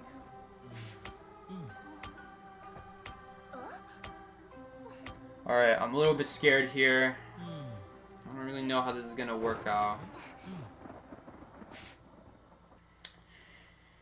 You know what's interesting? You know one thing that's making me think? What if Fire Investigator can actually fly over the tracks on the other side just like an acrobat? And that sounds crazy. Like, what are you talking about, Seki? And what I'm saying is aeroplanists can do it. Aeroplanists can do it without a hover. He can fly over the tracks and glitch his way over on the other side. And if you think about it, the animation for aeroplanists and Fire Investigator is exactly the same. It's exactly the same. Gatekeeper's got to make up his mind here. The animation is exactly the same. So, I almost wonder if he can do it. I wonder. I think he could.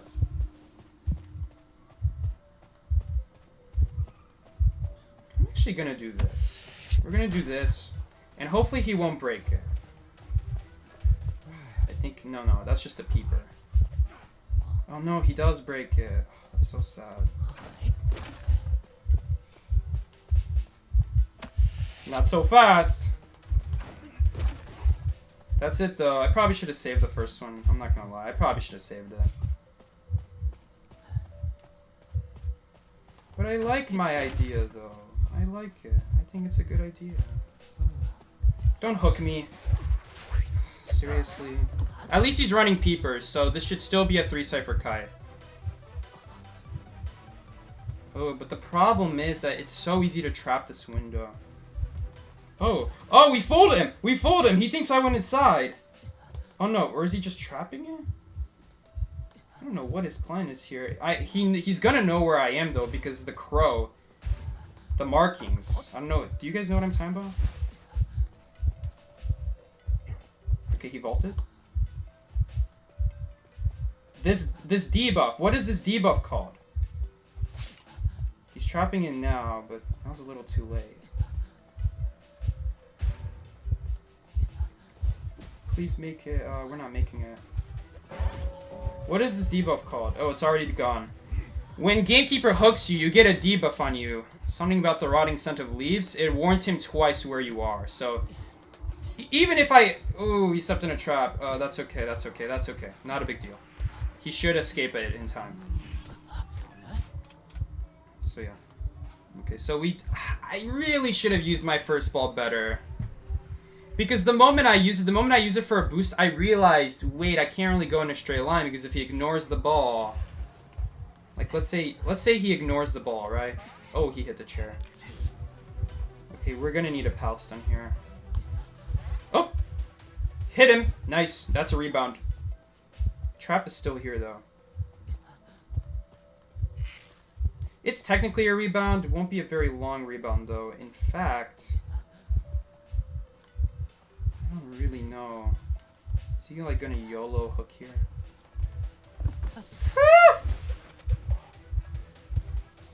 He's gonna hook again. He's out of hooks now, but I don't think we make it. Wildling! Wildling, save me!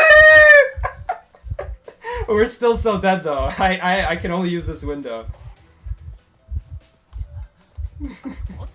When Wildling is clutch. That's crazy. And the body block. The body block. Oh, that's a... Hold up, hold up. He's got one more hook. That's it. He used it. He doesn't have a hook now. He's on a 12-second cooldown again. That's a basic hit, too! That's awesome. And... Oh, I'm so scared of a teleport right now. Oh, Is this a good idea? The moment he gets knocked down, I'm gonna get off. I'm getting off the moment he gets knocked down.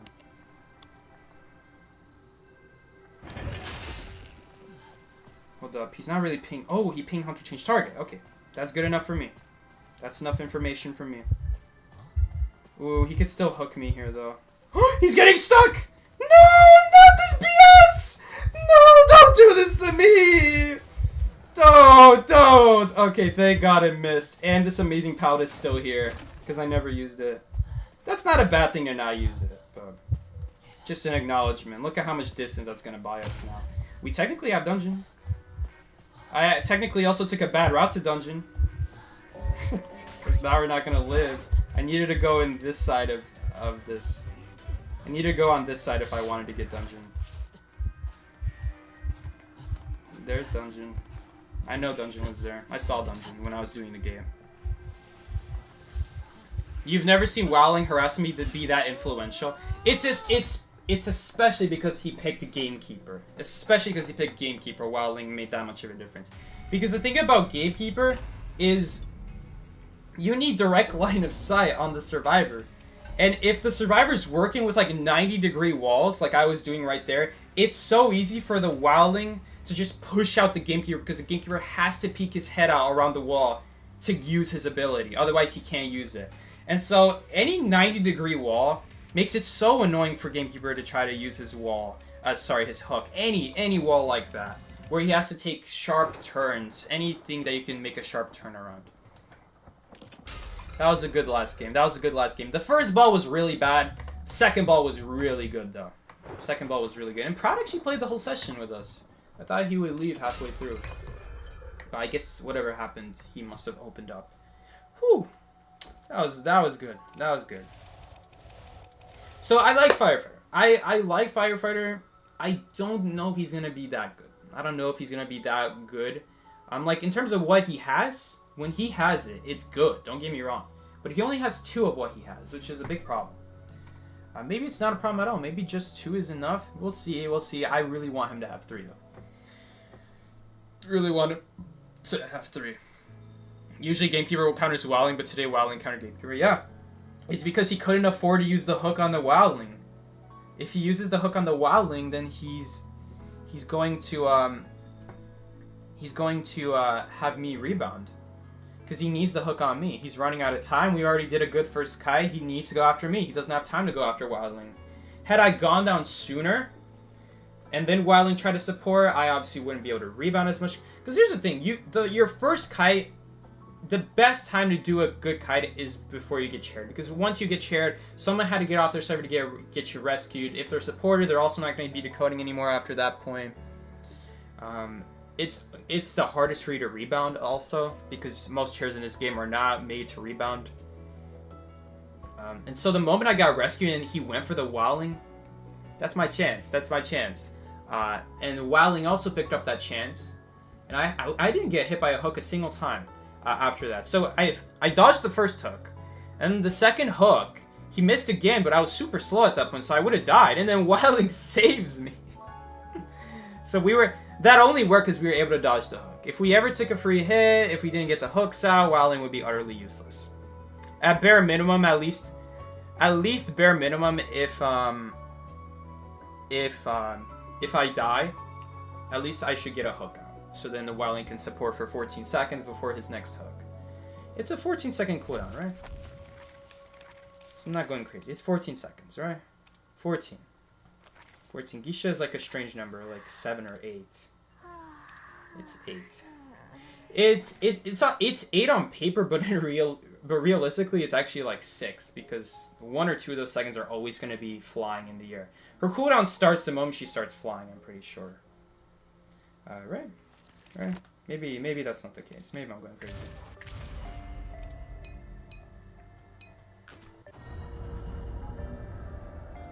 Overall, I like Firefighter. He's really cool. He's really solid. He has his good moments.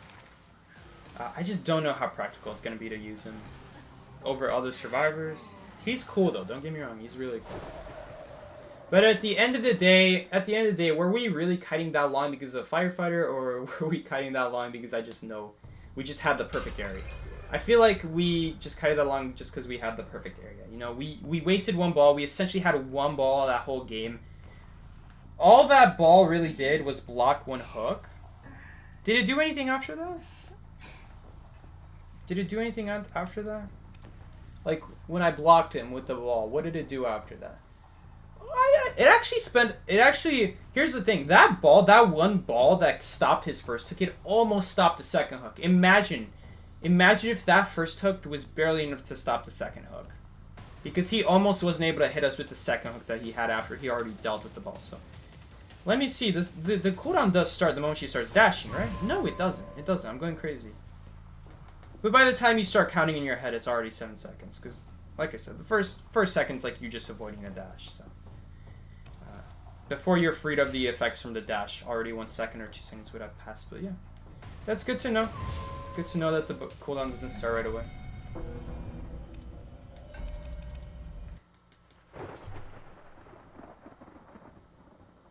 Hellenberg was slightly good for a bit. Hellenberg was never good. It's just people not knowing how to kite him.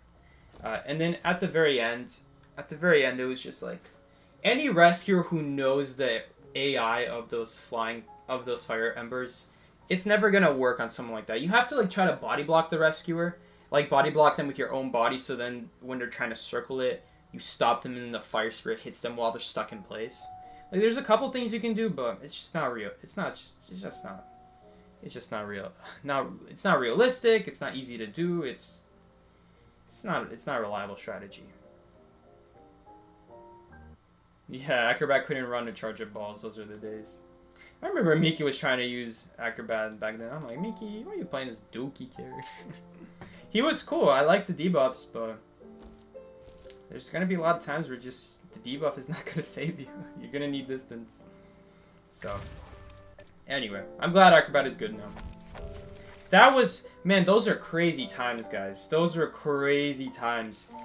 When they buffed Acrobat, they also released Entomologist. Acrobat and Entomologist were just taking over. And then Entomologist that was the only time I played Entomologist. When every time you grab the bees, like I'm not saying grab as in you start a cooldown. You just take them and put them back on top of you. It would reset the health of the bees. It was so good.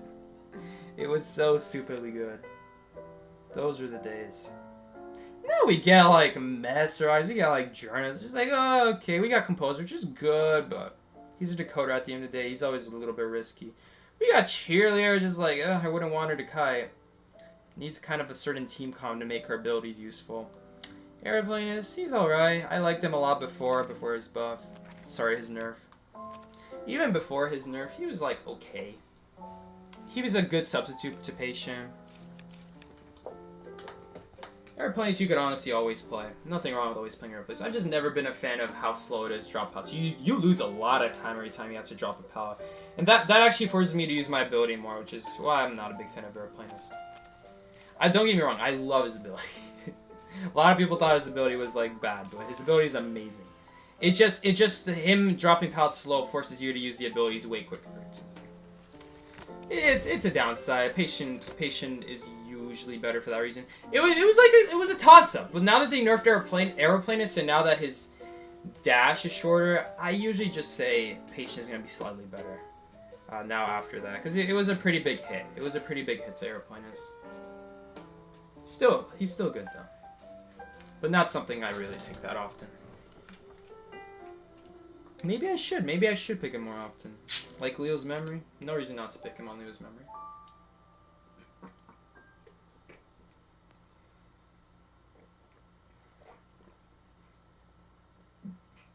Alright guys. I think we're gonna call the stream here. You slayed the session? Thank you so much. I think we did alright. The forward, Proud did really well today. Were there like any games where like I really did well? Besides this Gamekeeper match. Was like Firefighter really that great?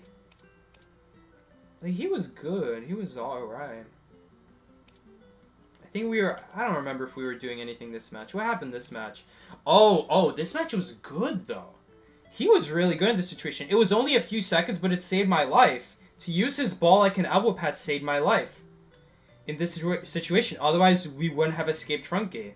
Only Mercenary And this guy would have been able to do something like that. Everyone else would just be stuck in that area, unless you're like patient. And even patient needs like a specific hook spot. Patient hook might have not given enough distance. I think it would have in realistically. Okay, patient, firefighter, and mercenary. But besides that, that was really good to escape. It was only a few seconds, but that was the difference maker. It allowed me to escape. It forced him to go after mechanic there, because he was trying to get an easy down on me. Because he knew the area is bad. He knew he can get an easy down on me if I can't escape. So that was good. That was really good. This geisha game I did really bad, but... Anything else? Like, anything else I was, like, really good? We had that really good Night Watch game. This Night Watch game was really good with the ball. Oh, no, sorry, not this one. A different one. On Hospital? Man, that was a while ago already. No, not this one. Which game was that? I could have sworn that happened today, right? It was on Hospital, right? It was on Hospital. Was it this? Oh, it was this game. This was really good. We did really well here. Absolutely saved the match. Completely saved the match here. To be able to use the ball that efficiently. A little bit of mistake to die in basement, I'd say, though. But overall, almost flawless. Oh, yeah. There was this Chinatown game against Wu Chang. I messed up a little bit and it gave an easy hit at the beginning. Otherwise, we wouldn't have taken an easy hit. Why did we lose this game? Was it because of my mistake? Was it because the health really mattered? Oh no, it was because Gardner rushed a Cypher. Right here I made a mistake. Man, imagine if I pulled that off though. Could you guys imagine how good that would have been? Imagine if this game, when I was inside of the greenhouse, we dropped the pallet, we had the ball set up, he can't cross it. We also have the pallet there, blocking the way. We vault right as we get Soul Siphon. We get a pallet boost out of there. He can't Soul Siphon. If he Soul Siphons... Guys, if he Soul Siphons, he wouldn't be able to break the ball. He wouldn't be able to get around the ball. He couldn't be able to... He has to break the pallet. He has to do something. We would actually survive the Soul Siphon easily there, but... That's a shame. Besides that, it was good. I know, like, this game, though, there were a lot of, like... It was just, in general, good kiting saving me. Not really the balls. I remember we had this one time where we vaulted the window and he barely didn't hit us.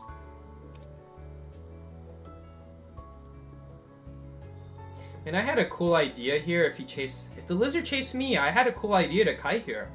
We would use the balls and elbow pad to get into Big Bow. And that would be really good then. That would be a really good use of the ball. And then if we want to escape, because here's the thing, the ball is not good unless there's like a wall, it's a huge wall and the lizard's stuck in a building. Us getting into Big Bow would make our second ball good. So that when we block off an entrance, he has to break it then. And then we would be able to loop back into Big Bow because that would slow him down a lot.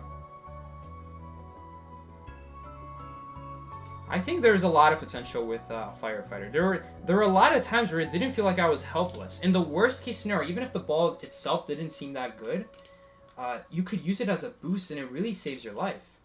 I mean, just this match alone, I think said a lot about it. This says a lot about society, guys. This match alone, we used the ball like 3 times, all without getting hit.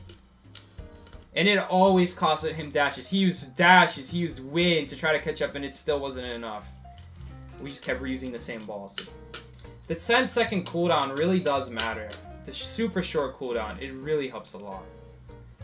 It really makes bouncing off the balls a realistic strategy with him. What is it for other survivors, though? Oh, ordinary survivors, it's 15 seconds. For him, it's 10. It's really cool, though. I like the survivor. He's really cool.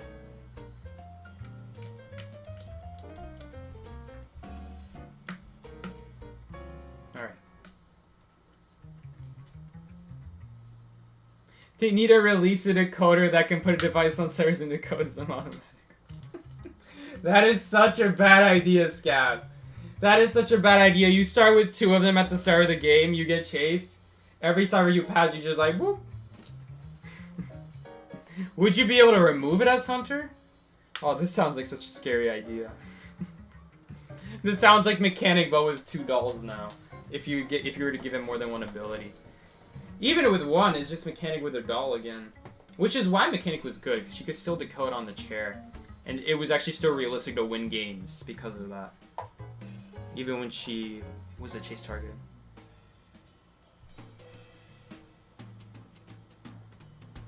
The nature of humanity is that every once in a while someone reinvents Mechanic. There's never been a survivor like Mechanic. Mechanic has been the only survivor to be able to decode while rescuing, while body blocking, while kiting, while sitting on chair. She's been the only survivor who could have done that. She's a very unique survivor. Okay. I think we'll play a little bit. We'll play a little bit on the alt account. Put a little bit more with Firefighter and we'll call it a day.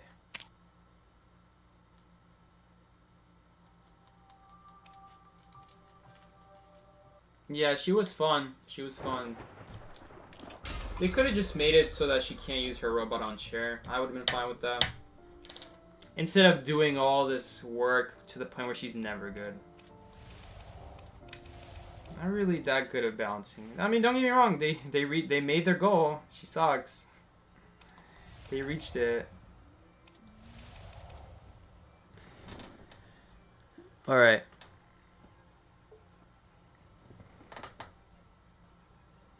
So we're in a minute, guys. We're gonna be streaming with Music Man. We're gonna be doing the cursed comments, but we're just waiting on Miki right now. For now, I'm gonna play with you guys. We're gonna keep the stream going, and once the stream finishes, we're gonna do a stream with Music Man. So check him out on his channel. I'm actually gonna ahead of time. I'm just gonna put his link in the YouTube description. So if you guys want to watch me there, Music Man Twitch. It's really hard to find him though. You have to put the 1. Okay, it's not that hard to be fair. Alright, so after we finish the stream, we're gonna be streaming Music Man and we're gonna be doing the cursed comments. So tune in there, find us there. Alright. Alright, I refreshed the page. Refresh the page, you'll see it in the description if you want to join later.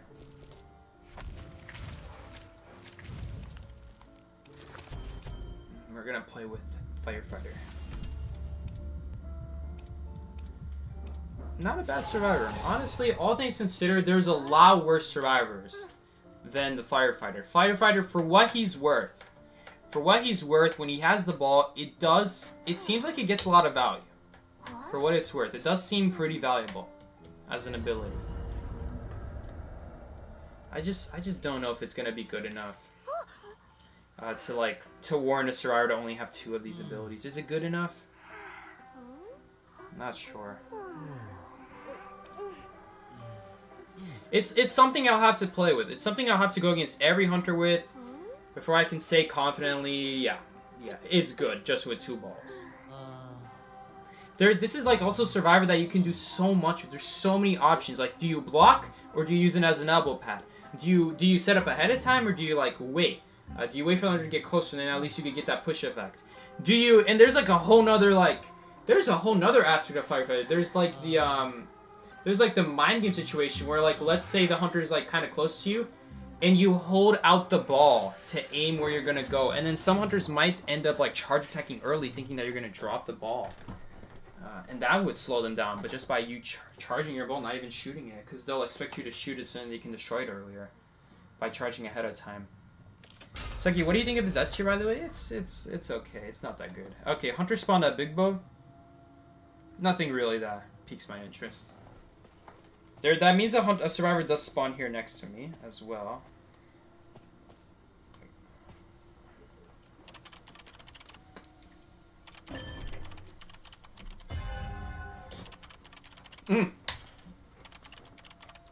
I see that harpoon, I'm like, oh god. This is not a slow-moving hunter. Okay. So it looks like they might be cutting us short. Yep, that explains a lot. That explains where that person that I said spawned there. I said that someone spawned there and then there was no one. So there they are. There they are. Told you someone spawned here. Oh, we got 1% faster decoding from that. Nice. If he had 3, he would be a solid server. Man, but the two balls do seem to get a lot of value. They are pretty good. I've had a lot of times where they saved my life. Just using it as an elbow pad. It saved my life a lot. And here's the thing. I have a feeling people underestimate how long it takes to destroy the ball. How much distance it really gives. Because I didn't realize this. I thought it'd be the same as swinging at air. When you hit the ball, it's actually longer than if you swing at the air. Because there's like a recovery. The ball makes you go through an animation. Like a 1.5 second animation. So, for two balls, he's getting there.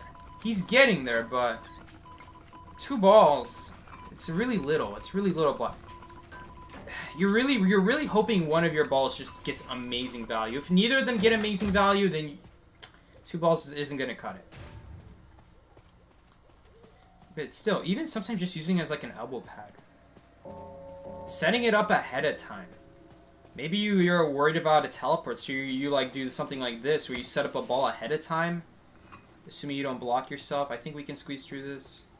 No, but if you were to set up correctly, you could, like, let's say you're worried about a teleport. You could set up somewhere to bounce ahead of time. And then you could get into very strong kiting areas that normally not even Patient would realistically be able to get into. Okay, to be fair, I think Patient would be able to get in here. I think you'd be able to hook off Big Bo in time. But what I like about him is that you keep your control part of the dash, which Patient, he loses control on both dashes. One up to the hook spot and one on the fall down. But he maintains control. Kind of like Mercenary. The first bounce doesn't have control. You don't really have much control over that. You're kind of forced to go in a straight line. But after that, you get a 2-second window, like, speed boost, which is very similar to like a window speed boost. And it's a lot of value. It's honestly a lot of value. Oh, Miki's calling. Was good, Beaky. Was good. You had a better day at work? You had a better day at work, Beaky? Huh? No, not really. Oh, boy. Oh. You know we have commitments. Oh, my God. Yeah, I know we're streaming today.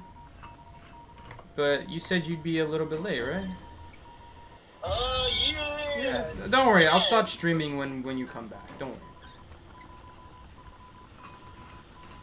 So, wait, is music in our time zone, by the way? No, music is in the Eastern time zone. He's 1 hour ahead of us, so it's actually 10 o'clock for him right now. Okay, 30 minutes. Okay, 10:38 right now. Can you clarify with them that it's my time, because I gotta drive home.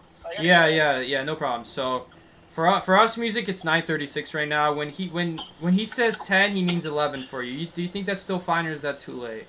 Is that good, music? Is that cool? Music Man's on our stream right now. He's probably listening, maybe. I hope it's cool for him. He's in chat. He's even asking questions about Mr. Guy over here. Do you think he's decent against Gamekeeper? I mean, the one time we went against Gamekeeper and kited, he was really good. It's pretty good if you can catch them in the middle of the animation. Uh-oh. What, Mickey? I have an announcement to make to the chat. Okay. Announcement time from Miki. Alright, chat, listen up. I might sound horrible because I'm in a bagel, but here we go. My announcement is, I have received my first paycheck. God did.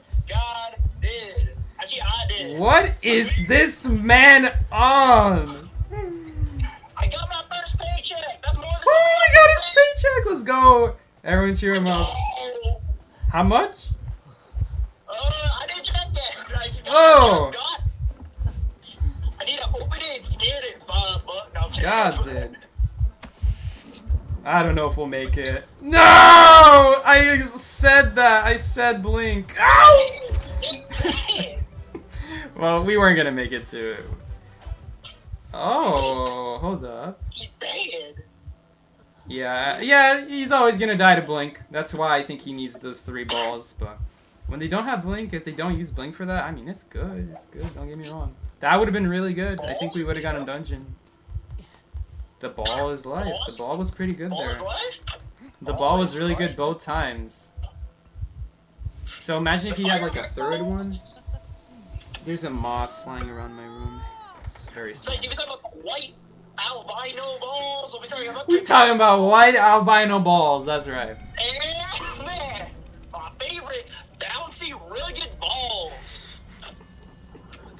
Dude, Mickey like crumbling through the microphone. I'm just hearing Mickey say this, like he's like slowly losing transmission. He's like balls bouncing. Go ahead and tell music this is what I'm gonna sound like during the stream. No, I'm kidding. I'll put on the He good says it's fine. headphones. He said it's fine. No, Mickey. not gonna sound like this. No, not the sound. The sound is not fine. The you coming 30 minutes later. That's fine. He said that's fine. Cool.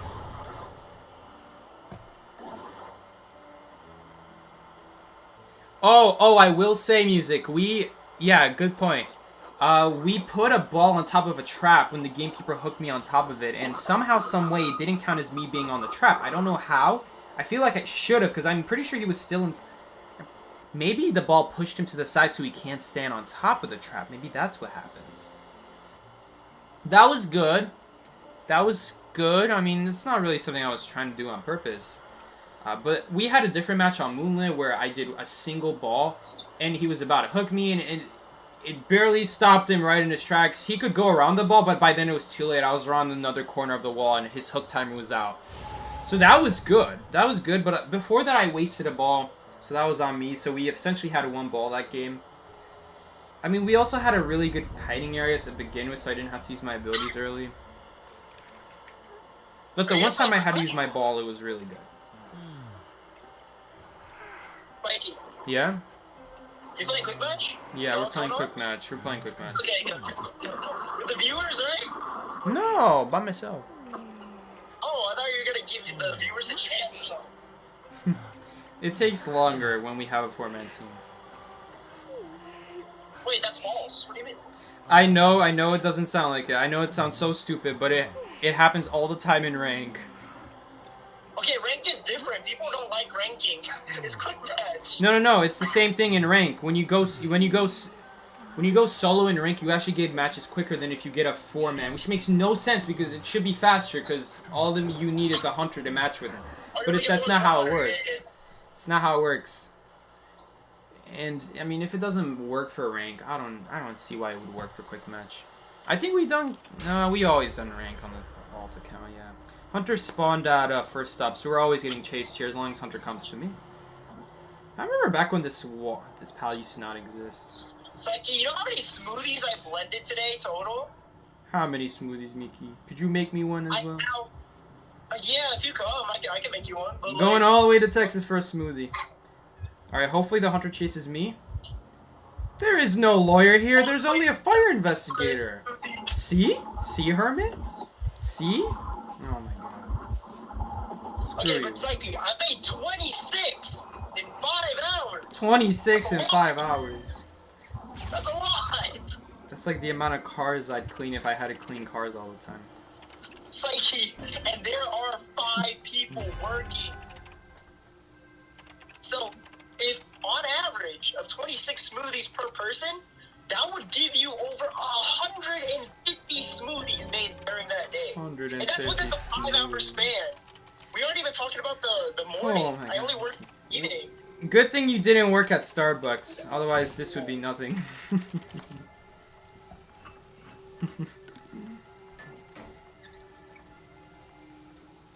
Yo, Psyche, is Phasma more of a thriller or horror? I would say it's I think it's both. I think it's both. I think it's both too, actually. Because all my friends keep saying Phasma is not scary. I'm like, okay, you say that, but then you play it. Phasma was scary. Even people have been playing a lot of times. There are times where the ghost just spawns in your face. It's scary. And you can just genuinely feel uncomfortable. We're dead. Hey, dead! We died. Because of goofy people. Uh-oh. Uh-oh. Oh, no. Now if the lawyer instantly dies. Oh, everyone say hi to Nano. Hi, Nano. He died. Psyche? Yes.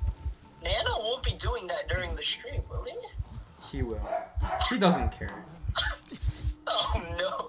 He's a menace. We got people saying I abused the animal for putting him in a cage. It wasn't even me on top of that.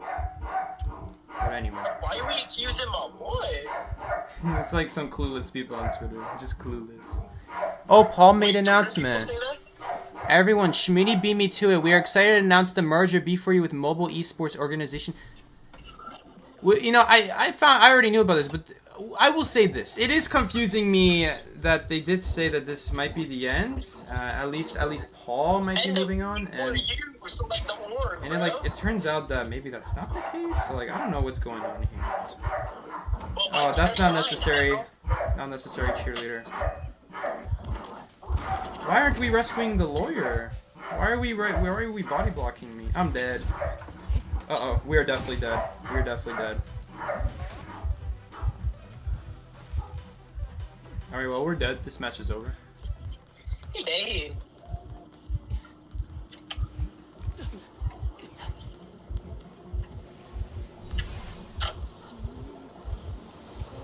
I love you, Psyche. I love you forever and ever. Thank you so much, Mia. I appreciate it. I think if I turn the mic like this, it might reduce some of the sound, but I'm not sure. Do you guys still hear the dog? Does the dog sound the same, or does it sound a little bit different now? Like you just apply more noise cancellation. You can even make it sound silent. Mickey, there's no noise cancellation on the microphone. It's a good ass mic. Why wouldn't there be? Miki, it's not like a Discord thing. When Discord what's it does? When it suppresses noise suppressors are for like little things like wind. Like those are the cups you see on the microphone, the little like gloves you see on there, like the furry thing on the microphone. That's for wind. You can still hear. Yeah, that's what I expected. Like, it sounds better. He's like much quieter. Why is the dog barking though? Because we have to put him in the cage at night so he doesn't pee all over the house. He craps, he pees, he does this all at night while no one is around. So a long time ago when he was a little baby, 9 months old, we obviously had him sleep in the bedroom like any normal dog owner would. But eventually we got tired of it because every night we'd wake up to something peed on, something crapped on. Same with the house. So eventually we kicked him out of the bedroom because if you even do so much as leave the bedroom door open, he will pee on your bed when no one is on it. So you have to lock the bedrooms. It's really hard to train these dogs. This is also our first ever dog, so I wouldn't know anything about training. He's the dash right? Yeah, he's a dog that's very how do you call it? He's very stubborn. He's very stubborn. Especially because he's a guy. He's a male, so he's very stubborn. So yeah, a long time ago, we used to have him sleep in our bedroom. He would pee on it while we're sleeping. So he wouldn't pee on the bed while we're sleeping, but he would pee on it when no one is there. He would just do it, just casually go up there, just pee. So we kicked him out of there and have him sleep downstairs. You know, there's still a couch. He's still allowed to sleep on everything he wants. Chairs, couches, floor, rug, anything he wants. And he'd pee on the couch legs, he'd pee next to the toilet, he'd crap on the rug. Anything you can think of, he's peed on it. Yes, even the toilet. He's even peed on the side of the toilet. What's your dog's name? No. So after like a year or two of trying, my mom gave up and was like, that's it, we're just getting him a cage and he's gonna sit in a cage all night. And he used to be chill about it. He used to never bark. We just put him in the cage and we'd release him the next morning. And he would never bark. But after a certain point, after like 6 years of it, one day he just started to bark. And bark and bark and bark like he thinks it's gonna make a difference. Even though the past 6 years he would never bark. And so then, one day he started barking. And then every day when we put him in the cage, he barks for the next 30 minutes. He also starts barking at 4 a.m. on the dot. Mikey. Yeah? Why don't y'all just y'all have a backyard with the fence, right? Yeah, we do. Let them sleep outside. It's all true. I don't think it's a good idea because possums run around there at night. And some of them are pretty big. Some of them are pretty big possums. Possum? You could die to them? It's not that he's gonna die, but we don't need him scratching his eyeball out. We're not gonna do that. We're not gonna leave him outside. Because those possums are... You have to be careful of those possums, because he's a small dog at the end of the day. Oh, he's a small dog. He's a small dog. He's shorter than our cats. A cat, normal-sized cat, is taller than our dog. Even our kitten is taller than... Yes, even the kitten is taller than our dog. And he's only 3 months old, and he's taller than the dog. Dude, that dog is minuscule. Yeah, and the dog is gonna be 11 years old this year, I think. So, He's old. yeah, so that's just his size. But he's just a stubborn dog. My mom talked with other dog owners who have the exact same breed of dog, Dachshunds. She's talked with other people, and they have the exact same problem. Nano likes me. Of course, Lee Ventures comes in and says Nano likes me. Yes, Nano follows Dad everywhere. Guys, it's just like every story with every dad and dog ever.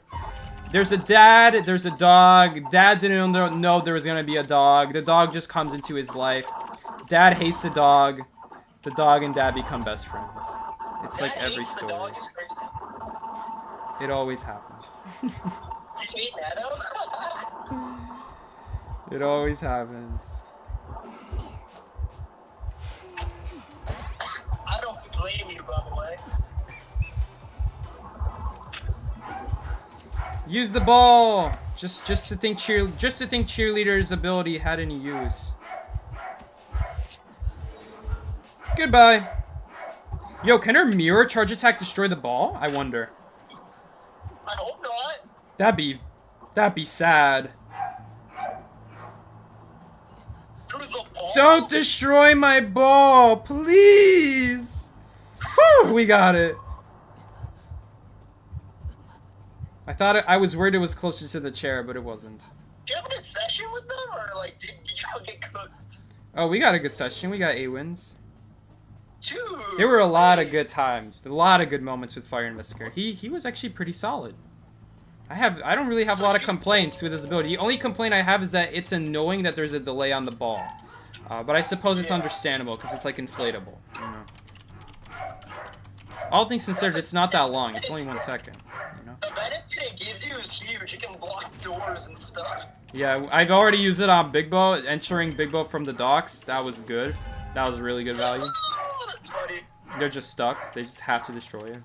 And that's really good. When that happens, that's really good. You just have to reach it though. That's a big if. Yeah, shoot.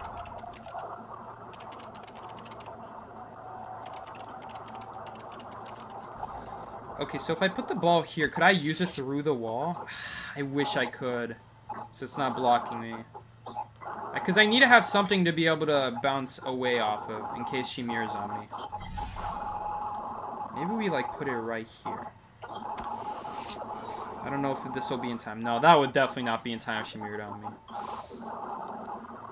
We're screwed.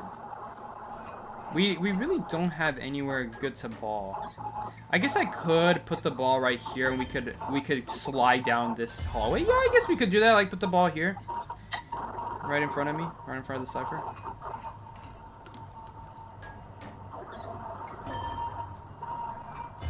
But yeah, the dog is very stubborn, and it's not that the dog doesn't know. Trust me, the dog knows. The dog knows he's doing bad.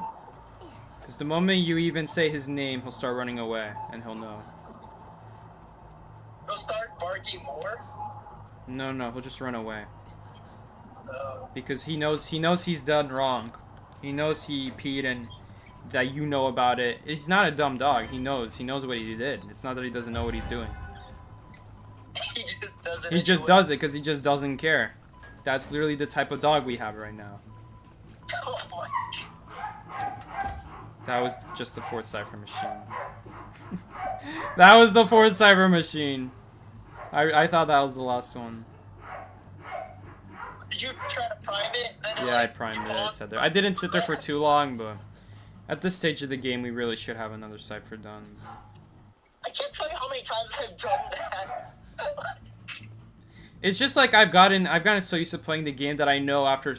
It's just like an internal clock. I don't have to count or do anything. It's just an internal clock. We're like, okay, right about now we would have 5 servers done. I just don't even check the number anymore to type like cipher remaining.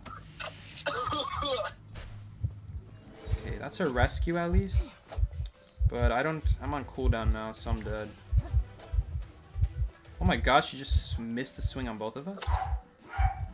Yo, I wonder if you can actually... I'm just thinking...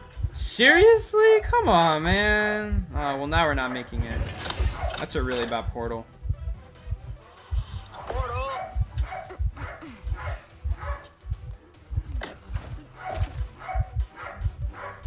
The portal looks like a mirror, not gonna lie. These portals kind of confusing. Well, we're screwed here. We would have made the rescue, but apparently that counts as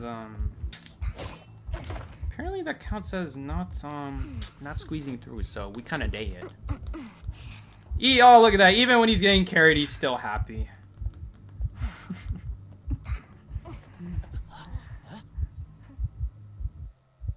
Yeah, complete 180 from Fire Investigator and Puppeteer.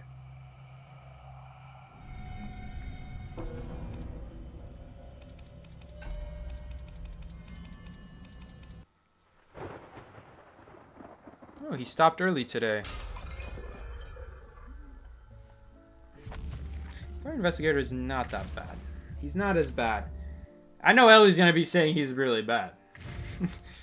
Give him a few days. Give him a few weeks. Oh, he'll come running back. Don't you worry. Don't you worry. He said the same thing about Thief. He said the same thing about Nightwatch. He said, my goodness. Oh, we'll be fine. He'll be solid. He'll be solid. It's just like I don't know if he's gonna have a purpose, but he'll be good. For what he's worth, he on his own is good.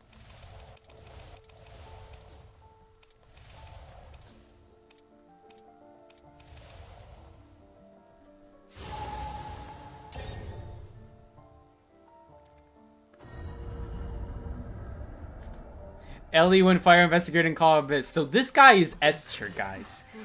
We're doing a Survivor 2 list, and Fire Investigator is S tier, guys. He's so good. Can bounce off his balls like an elbow pad. Block hunters like better than bees. He technically gets a little bit more time than bees if you time it properly, guys. He's just such a good survivor. You can drop it in a narrow area and then bounce off of it right before you go away. Which is, by the way, that's what I should have done against that Naiad, by the way, when I dropped it at Big Bow, when I dropped it on my feet. You could actually drop it on your feet and then time it perfectly. You could actually get more distance by bouncing off of it instead of just running forward. And I forgot to do that, but... Man, he's so good, guys. Back to the Ellie thing. Did it. Is Mickey still here? Oh, Mickey's still here. He's so good, guys. He's so good. S tier survivor. Boom.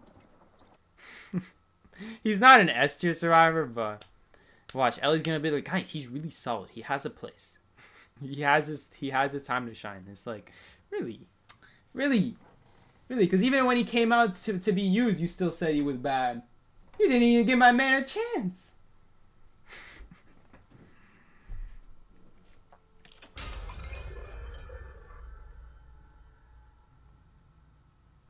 Okay. We didn't really get key spawn here, so can't really tell where the hunter spawned. Maybe the hunter will chase us, though. And we'll get amazing firefighter value. It's gonna be best survivor in the game after we're done with this hunter. Bunny Lawyer gonna carry, for real. Bunny Lawyer, we got this with Bunny Lawyer. It was looking bleak until that lawyer switched his bunny outfit. Now we're ready. You're gonna smoke this hunter. It's Puppeteer but blonde, yeah, and less ugly. You forgot that part. He a lot less ugly. Oh. Looks like the survivors are getting smoked right now.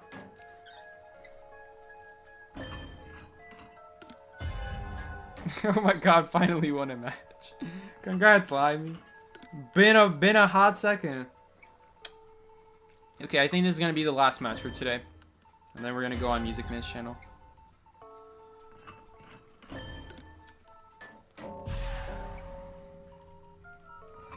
65.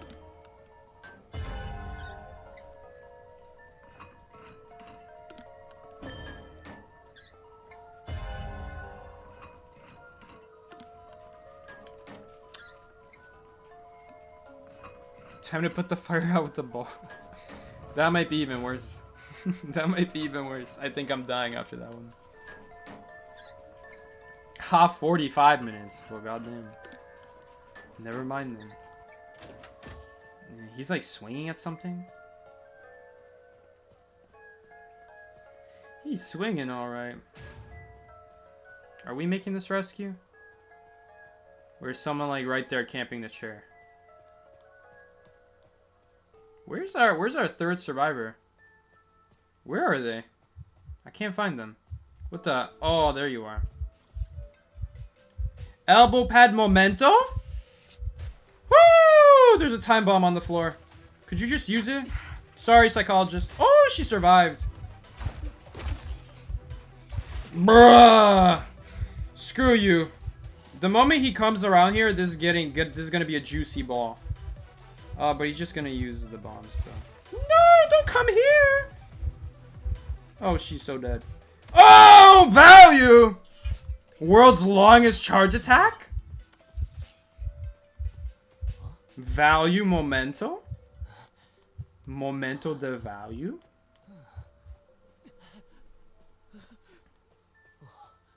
Hold up, we're not... Oh, come on, bro. Put it out. Alright, well, she dead. Typical. That's why I hate cheerleader. That's literally why I hate cheerleader. She never gets the 27 in reality. Like, how? How are you gonna do it? By this point, if you're gonna support this late in the game, by this point, they probably got no items left. The survivor who's on chair, they got no items left. They just got rescued off a chair, so they're gonna have a hard time whatever area they're in, rebounding in. I mean, okay, technically lawyer should be rescuing here. Technically. But it looks like no one cares. I also don't care. We're just going for it. Psychologist, sorry. Psychologist memento? Hold up. We gotta help her. I don't know how we're gonna help her, but I think the best way we can help her is not by blocking with a ball, but the best way we're gonna help her is... Ooh. Does this rescue people? It doesn't! Man. If you guys have been watching, how the ball affects Hunter's movement, the ball actually pushes Hunters. Like, it forces them to go through an animation, so I was really hoping it would rescue them out of balloons, but... Nope, the ball just deformed a little bit. Man, if he would have been able to do that, I'd be happy.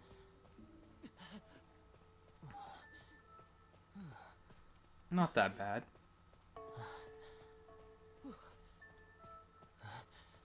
Definitely better than Puppeteer. Definitely better than Puppeteer, that's for sure. Yo, look at how it's angled. You guys see how it's like angled? What is this physics? Uh-oh. Oh, she just ran past him. You were expecting a struggle out? No, she wasn't even close. She still had a solid like 4 seconds left to struggle out.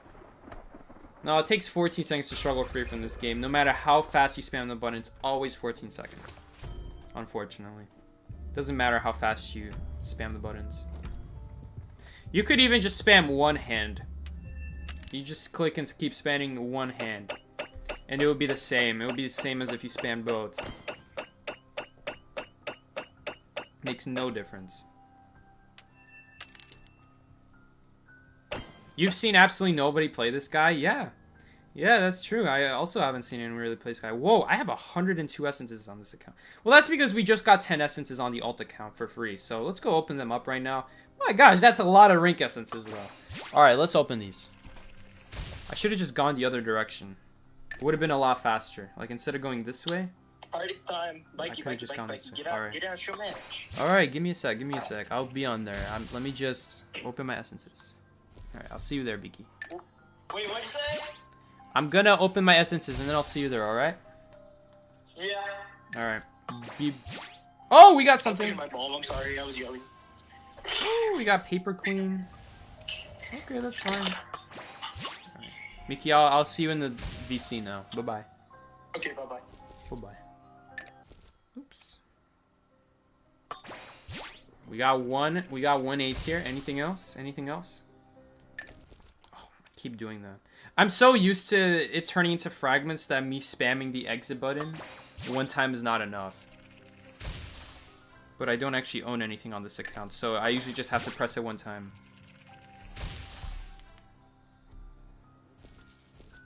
God, everything's gonna ring now. It's so annoying trying to turn off Discord calls on every other device. Alright, did we get anything? Nope. Okay, we also got 2 of these essences. Let's open them right now.